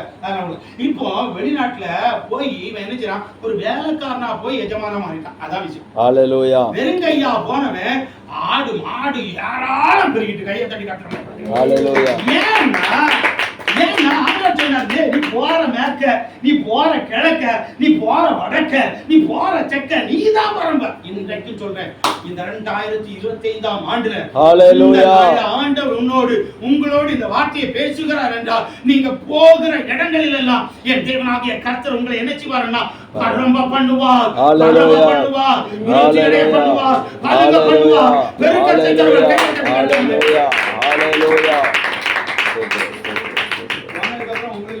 பறந்த உடனே மாமனுக்கு மக்கமாரெல்லாம் ரொம்ப வித்தியாசமா பாக்குறாங்க. அப்படிதானே? சரி, எதுவுமே எடுத்துட்டு நீங்க வேதத்துல பாப்பீங்கன்னா அந்த வசனம் எழுதுமா?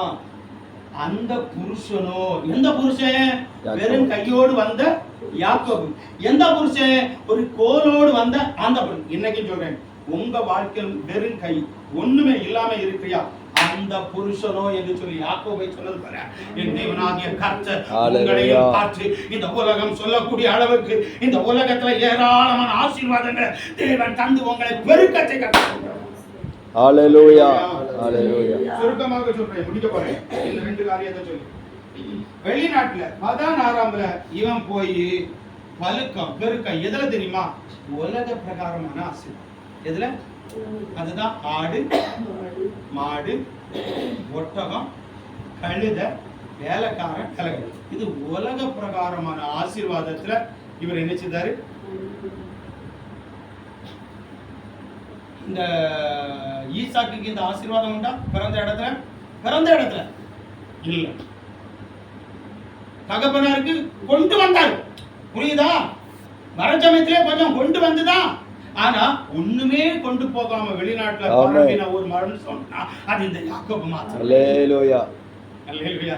அதனாலதான் வேதம் தெளிவா சொல்லுது, யாக்கோபு மாத்திரம் ஆசீர்வதிக்கப்பட்டவன் என்று. நிறைவான வளத்தை பெற்றவன் என்று. சரி, முதல் ஆசீர்வாதம் என்ன? பருவம் வெளிநாட்டுல போய் நினைச்சுதான் 16ஆம்ல போய் உலக பிரகாரமான ஆசீர்வாதத்துல நினைச்சான். இதெல்லாம் பெரிய ஒரு நம்ம இதை வாசிட்டு போறோம். ஆனா அடுத்த நாட்டுல நீ விதிக்கிற பரம்பரைன்னா விடவே மாட்டான், தெரியுமா? விட மாட்டான். ஒண்ணு இல்லாம திருப்பி அனுப்பி விடுவான். நடந்த சம்பவத்தை சொல்றேன்னா, நம்ம ஊருக்குள்ள நான் பிறந்தது வளர்ந்ததுலாம் அறுவடை. இன்னைக்கு வரக்கூடிய நேரத்தில் அந்த ஞாபகம் எல்லாம் எனக்கு ஓடுது. நான் பிறந்தது வளர்ந்தது எல்லாம் அறுவடை. அப்படியே இந்த அறுவடைனா தெரியும் இல்லையா? இந்த அறுவடை வந்து இப்படியே திரும்பி வந்தாச்சுன்னா அந்த காதலின் போட்டு ஆஸ்பத்திரி அந்த பார்லருக்கு பார்த்தீங்களா, இந்த மேலே யாரு நர்ஸ் எல்லாம் போவாங்க பார்த்தீங்களா, அது ஞாபகம். நர்ஸ் எல்லாம் போவாங்கல்ல, அது ஞாபகம் இருக்கு. அந்த வழியா அப்படியே போனா புத்தேரி குளத்துக்கு போகலாம், பெரிய குளத்துக்கு இப்படி போய் அங்க போச்சு. எனக்கு முன்னாடி இந்த கோழி களைச்சல் ஆடுறதுல நல்லா தேர்ந்தாங்க. அப்படி அங்க கிடக்குனா இங்க இப்படி ரவுண்ட் அடிச்சு ஒன்னு அடிப்பேன். நான் 2 சேர்ந்து கிடக்க ஒன்னு தனியா தெரிஞ்சு அப்படி கரெக்டா அடிப்பேன். அப்ப அடிச்சு பாக்கெட் நிறைஞ்சாச்சு. எங்க நான் பிறந்தது வளர்ந்ததெல்லாம் எங்க? அறுவடை. நான் இப்ப ஆடிட்டு இருக்கிறது எங்க? கழுங்கடியில புத்தேரி அந்த ரயில்வே கிராஸ்க்கு பக்கத்துல. 4-5 பாய்க்கு சேர்ந்தானே எல்லாத்தையும் கிளப்பாடல. இங்க வந்து எங்க கலெக்டர்லாம் கொண்டு போறாங்க இருக்கிறேன் அப்படின்னு சொல்லிட்டு ஒண்ணு இல்லாம ஆக்கி விட்டாங்க. அடி வாங்கிக்கு முன்ன நான் ஓட்டம். அவன் ஊருக்குள்ள நான் போய் என்ன செய்ய முடியாது, ஜெயிச்சுக்கிட்டு வர முடியாது. இதுதான் உண்மை. அந்த நிலைமை தான் இந்த யாக்கோபுக்கும் வர இருந்தது. ஆனா தேவனுடைய வாக்கு அல்லேலூயா, அல்லேலூயா. நீ பரப்புவாய், வெளிநாட்டுல பரப்புவாய். நான் சொல்றது உங்களுக்கு புரியுதா? நான் சொல்றது வித்தியாசம் இருக்குதா? அல்லேலூயா. கிழக்க மேற்க தெற்க வடக்க பரம்புவாய்னா போற வெளிநாட்டுல அங்க ஆடு மாடு. அதுவும் பாருங்க, இவன் மாமா நான் சில காரியங்களை நல்லா யோசிக்கிறதுனாலதான் எடுத்து வந்துகிட்டாரு, விட மாட்டேங்குது. என்ன பாருங்க, இவன் செஞ்ச வேலை என்ன வேலை சொல்லுங்க பாப்போம். லாபானுக்கு ஆடுகளை தான் இவன் நினைச்சுதான். லாபானுக்கு ஒட்டகம் உண்டா? கிடையாது. ஆனா முதலாளிக்கு ஆடு மாத்திரம் தான். வேலை பார்த்தவன் ஒட்டகத்தை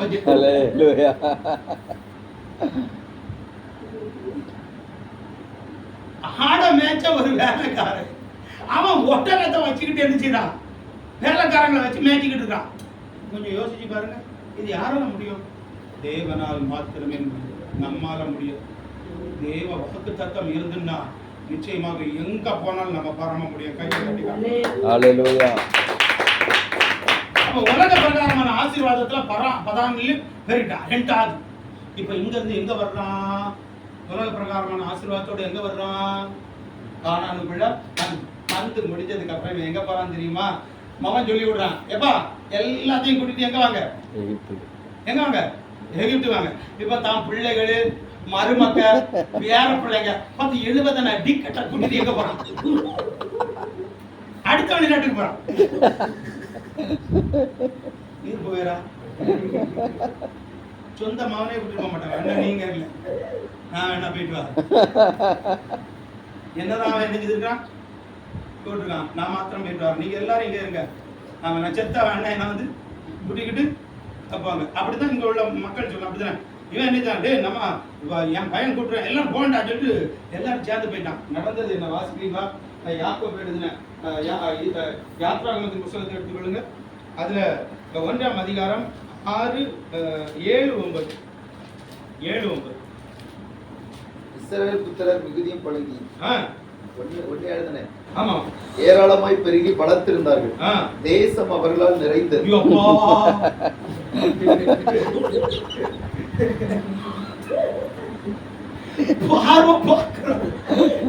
இது என்ன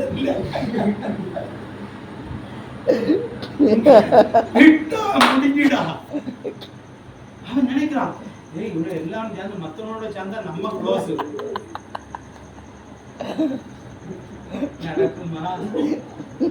பரம்ப விடுவாங்களா? 70 பேர் போய் கிட்டத்தட்ட 7-6 லட்சம் புருஷன் இருக்கிறான். ஆள் பாய்ந்து போச்சு. நம்ம சபையில ஜெபம் பண்ண வேண்டியது, எப்படியாவது ஒரு புழு பூச்சியை கொடுத்து வைத்து, எப்படி ஒரு புழு பூச்சிய, அது ஏன் புழு பூச்சி, அது ஏன் அப்படி சொல்றாங்க? இந்த வயசான கட்டைய எப்படியாவது ஒரு புழு பூச்சிய கொடுத்துருமையா. நம்ம ஊழியக்காரன் உபவாசம் போட்டு ஆண்டவர் இரவு ஜபத்துல நாங்க கத்த பார்த்தாச்சு. ஆத்தாடி ஏதோ எனக்கு வேண்டியது மாதிரி நான் கத்துருக்கேன். எவனுக்கெல்லாம் கத்துனனும் எவனுக்கெல்லாம் கத்துனனும் எல்லாவர்களுக்கும் குட்டியும் குட்டையும் இங்கோ எல்லாம் இருக்கதான் செய்யும்.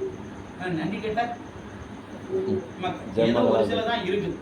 அப்படி கத்துவோம் பாருங்க. நம்ம பாருங்க, ஐயோ சந்ததி இல்லையே, பிள்ளை இல்லையே, வருஷம் ஆச்சு, 1-2 வருஷம் ஆச்சு, இன்னும் இல்லையே. இங்க அப்படி ஒருத்தனும் ஜெபம் பண்ணாண்டா.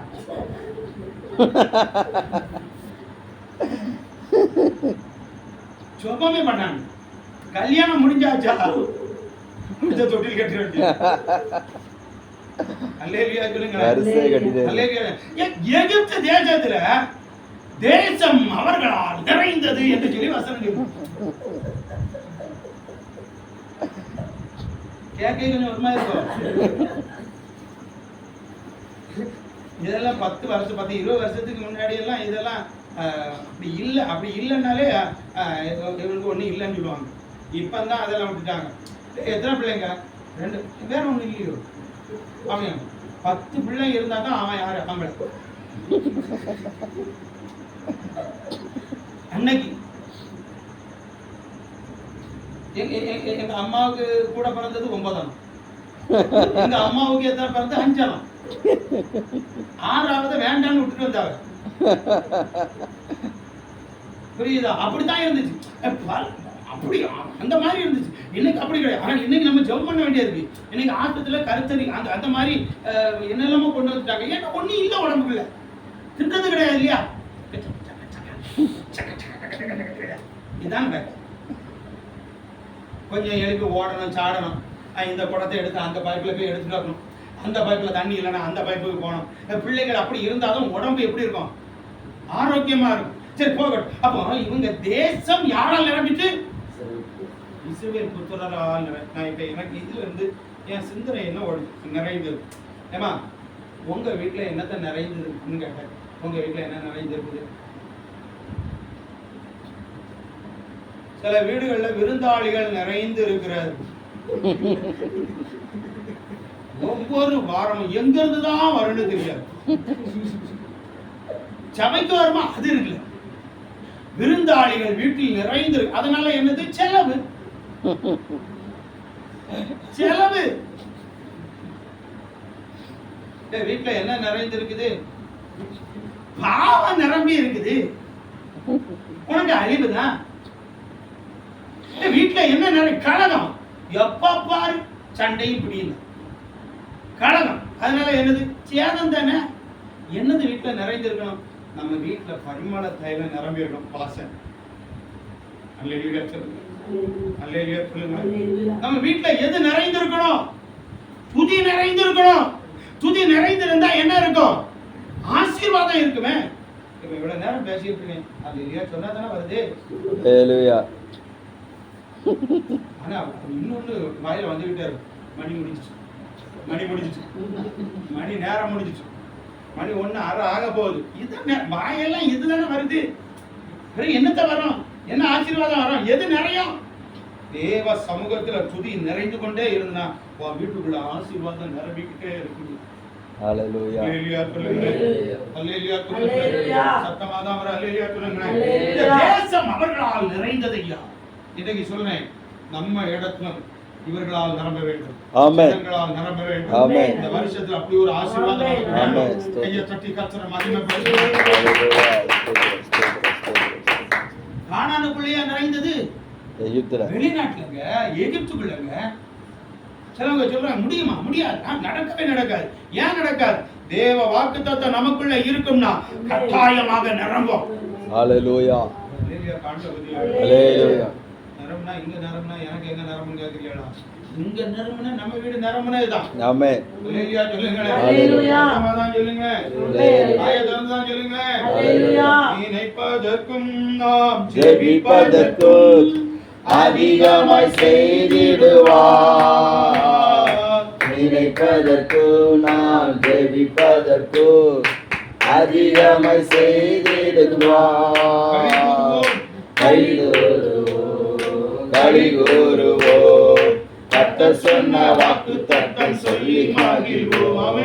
கலிகூறுவோம், கலிகூறுவோம், கவலைகள் மறந்து நீ என்கிற களி இல்ல, இது மற்ற களி. களி கூறுவோம், களி கூறுவோம். பெருமான் செய்யா பார்த்தானே என்ன அவரை இப்ப எழுப்பி விட்டாலும் அழகா படுவார். சரி பாக்கட்டும். 2 காலையும் சொல்லிட்டேன். வெளிநாடு கிழக்க, மேற்க, தெற்க, வடக்க. நம்ம பாசனம் பேசும். பாசனம் அப்படி இல்லை. மேற்க, கிழக்க, வடக்க, தெற்கு அப்படின்னா வெளிநாடு. முதல் எங்க போனாரு வெளிநாட்டுக்கு? 30-34 இருக்கு. அந்த புருஷனோ 16 உலக பிரகாரமான ஆசீர்வாதத்தால் பெரிய ஒரு பெருக்கம் இல்லையா? 2வது வெளிநாடு எங்க போறாரு? எகிப்து போறாரு. அங்க போய் என்ன பரம்புறது? ஜனங்களால் நிறைந்தது. நான் சொல்றதுல ஏதாவது ஒரு வித்தியாசம் வருதா? ஏன் நமக்குள்ளேயும் ஆண்டவர் எல்லா விதத்திலும் பரப்ப வைப்பாருங்க. அல்லேலூயா சொல்லுங்க. கட்டாயம் நீங்க இந்த வார்த்தை விசுவாசம் சொல்லுங்க. ஆசீர்வதிக்கப்படும் என்று சொன்னீங்க இல்லையா? யாக்கோபை பார்த்து சொன்னீங்களா ஆசீர்வதிக்கப்படும்? அவன் வெளிநாட்டுக்கு போனான். மாமன் கள்ளன். அவன் இருந்தாதான் என்ன செய்வான்? சேர்த்துக்கொள்வான். ஆனா அவன் அங்க போய் உலக பிரகாரமான ஆசீர்வாதத்தை பெற்றான் இல்லையா? எனக்கும் என் பிள்ளைகளுக்கும் சுதந்திரிக்க வாங்கி சொல்லுங்க. கட்டாயம் நடக்குங்க, நடக்கும். அல்லேலூயா. ஆனா அதுவும் எப்படி தெரியுமா? அதுவும் ஒரு சம்பவத்தை சொல்றேன். சும்மா ஒண்ணு அவன் என்னச்சுல இப்படி விரியல. நம்ம எல்லாரும் எப்படி இருக்கணும்னா வேலை இருக்குதுங்களா, அதுல நல்ல தெளிவா இருக்கும். புரியுதா? இந்த யாக்கோபு இருக்கான் பாருங்க, மாமனுக்கு ஆடுன்னு சொல்லிக்கிட்டு அவன் அசால்ட்டா இருக்கவே இல்லையே. பார்த்துருக்கீங்களா? மாமனுக்கு ஆடுன்னு சொல்லி அசால்ட்டா இருக்க. இது அண்ணனுக்கு ஆடுதானே, இது தம்பிக்கு ஆடுதானே, இது தாத்தா அப்படி அவனுக்கு கொடுக்கப்பட்டதுக்காக உத்தரவாதம். எவன் ஒருத்தன் வேலையில கவனமா இருக்கிறானோ, உத்தரவாதமா இருக்கிறானோ, அவனுக்கு இருக்கதான் செய்யும். அல்லேலூயா. அல்லேலூயா. இப்ப எங்களெல்லாம் எடுத்துக்கிட்டீங்கன்னா, நாங்க உலக பிரகாரமான வேலை செய்த கூட வீட்டுக்காரனுக்கு பிடிக்குதோ பிடிக்கலையோ அதை பார்க்கணும். எனக்கு முதல் பிடிக்கும், என் வேலை எனக்கு திருப்தியா இருக்கணும், அப்படிதான் பார்க்கணும். அது கொஞ்ச நேரம் கூடினாலும் பிரச்சனையே இல்ல. வேலைக்காரன்ட்ட சொல்லுவேன், டேய் இந்த நம்பரை இவ்வளவு மணிக்கூர் அடிக்கணும், அடி. 6 நம்பரை சரியா அடி. வீட்டுக்காரனுக்கு ஒண்ணும் தெரியாது, ஆனா செய்யும். நம்ம செய்யறத ஒழுங்கா இருக்கிறோம், செய்யணும். அல்லேலூயா சொல்லுங்களேன். ஆனா நட்டம் தான் எனக்கு வரும். ஆனா அன்னைக்குள்ள நட்டம் இன்னைக்கு லாபமா புரியும். விதைக்கணும்ல, செய்யணும் இல்லையா? இன்னைக்கு செய்ய மாட்டேன். இன்னைக்கு பாருங்க, நான் இவ்வளவு நேரம் நின்று பேசிக்கிட்டு இருக்கிறேன். நீ 1 ரூபா கூட நீ தரமாட்ட, கிளாஸ் தண்ணி கேட்டா கூட தரமாட்ட. ஆனா நான் என்ன பண்ணிட்டு இருக்கிறேன்? 1.5 மணிக்கூரா பேசிட்டு இருக்கிறேன்ல. பேசிட்டு இருக்கிறேன்ல, யாருக்கு வேண்டி? யாக்கோபுக்கு வேண்டியா? எனக்கு தெரியும் நான் செய்கிறது யாருக்கு. நீங்க இந்த இடத்துல இருக்கிறீங்க, நான் ஒரு ஆளை கூட்டிட்டு வந்தா எனக்கா? அவனுக்கு தானே. பார்க்க கூடாது, நான் செய்கிறது ஆண்டவர். அதைத்தான் ஆண்டவர் பார்க்கிறார். அப்படி நம்ம செய்யும் போது நம்ம உலக பிரகாரமான ஆசீர்வாதத்துல நினைச்சு. சரி, ரெண்டாவது ஜனங்களால் பரம்பினார். மூன்றாவது உண்மையான ஒரு காரியத்தை வாசிக்கிறீங்களா? நேரம் ஆயிட்டோ? இல்ல நேரம் ஆயிட்டா? நேரம் ஆயிட்டுங்கிறது தெரியும், அதை எதுக்கு கேட்கணும்? சொல்லித்தானே ஒரு பேரு சொல்லு. அப்படித்தானே? சரி, வாசி. எண்ணாகமத்தின் புஸ்தகம், எண்ணிக்கை விட மாட்டேன். எண்ணாகமம் வாசிச்சீங்களா? அதனுடைய 22 எடுங்க. அதிகாரம் 22 அதனுடைய 3. ஜனங்கள் ஏராளமாய் இருந்தபடினால் மோவாப் மிகவும் பயந்து இஸ்ரவேல் புத்தர் நிமித்தம் கலக்கமடைந்து மீதியானின் மூப்பரை நோக்கி. ஜனங்கள் ஏராளமா இருந்தபடினால், அடுத்தது 6ஆம் வசனத்தை வாசிங்க. அவர்கள் என்னிலும் பலவான்கள். ஓ, அவர்கள் என்னிலும் எப்படி பலவான்கள். 24ஆம் வசனத்தை வாசிங்க. கர்த்தருடைய தூதனானவர். 23 24. எண்ணாகமம் 23 24. 22 இல்ல, 23 24. அந்த ஜனம் துஷ்ட சிங்கம் போல எழும்பும், பால சிங்கத்தை போல நிற்கும். அது தான் பிடித்த இரையை பட்சித்து வெட்டுண்டவர்களின் ரத்தத்தை குடிக்கும் மட்டும் படுத்துக் கொள்வதில்லை. இதை யாரை பத்தி சொல்றாங்க? இவன் எங்க படுத்து கிடக்கான்? இவன் எங்க படுத்து கிடக்கான்? வெளிநாட்டுல படுத்து கிடக்கான். எங்க படுத்து கிடக்கான்? எங்க படுத்து கிடக்கான்? வெளிநாட்டுல. மனாந்தரம் சொல்லக்கூடாது, வெளிநாட்டுல படுத்து கிடக்கான். எங்க? வெளிநாட்டுக்கு பேர் என்ன பேரு? மோவாபு. மோவாபுல படுத்து கிடக்கான்பா. மோவாபுல படுத்து கிடக்கக்கூடியவன அந்த மோவாபின் ராஜா பார்த்து சொல்றான், எப்பா பலம் உள்ளவர்கள். அவ என்ன பலமா? சிங்கத்துக்கு ஒத்த பலம். என்ன தெரியுமா இதுல? அவன் பார்க்கிறான், எல்லாம் படுத்து கிடக்கு பாருங்க, எல்லாம் படுத்து கிடக்கு. பார்த்த உடனே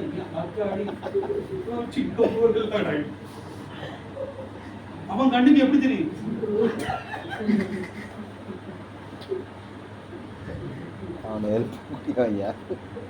நீ தகப்பனுக்கு தாய்க்கு கீழ்படிஞ்சு பாரு. நீ வீட்டுக்குள்ள குணசாரியாக உன்னை பார்த்து சொல்லுவான், அமைச்சம் முந்தானையை பிடிச்சி நடக்கிறான். ஆனா நீ வெளியில படுத்து கிடக்க சமயத்துல அவன் பார்ப்பான், அவன் வீட்டுக்குள்ள முந்தானையை பிடிச்சி வெளியில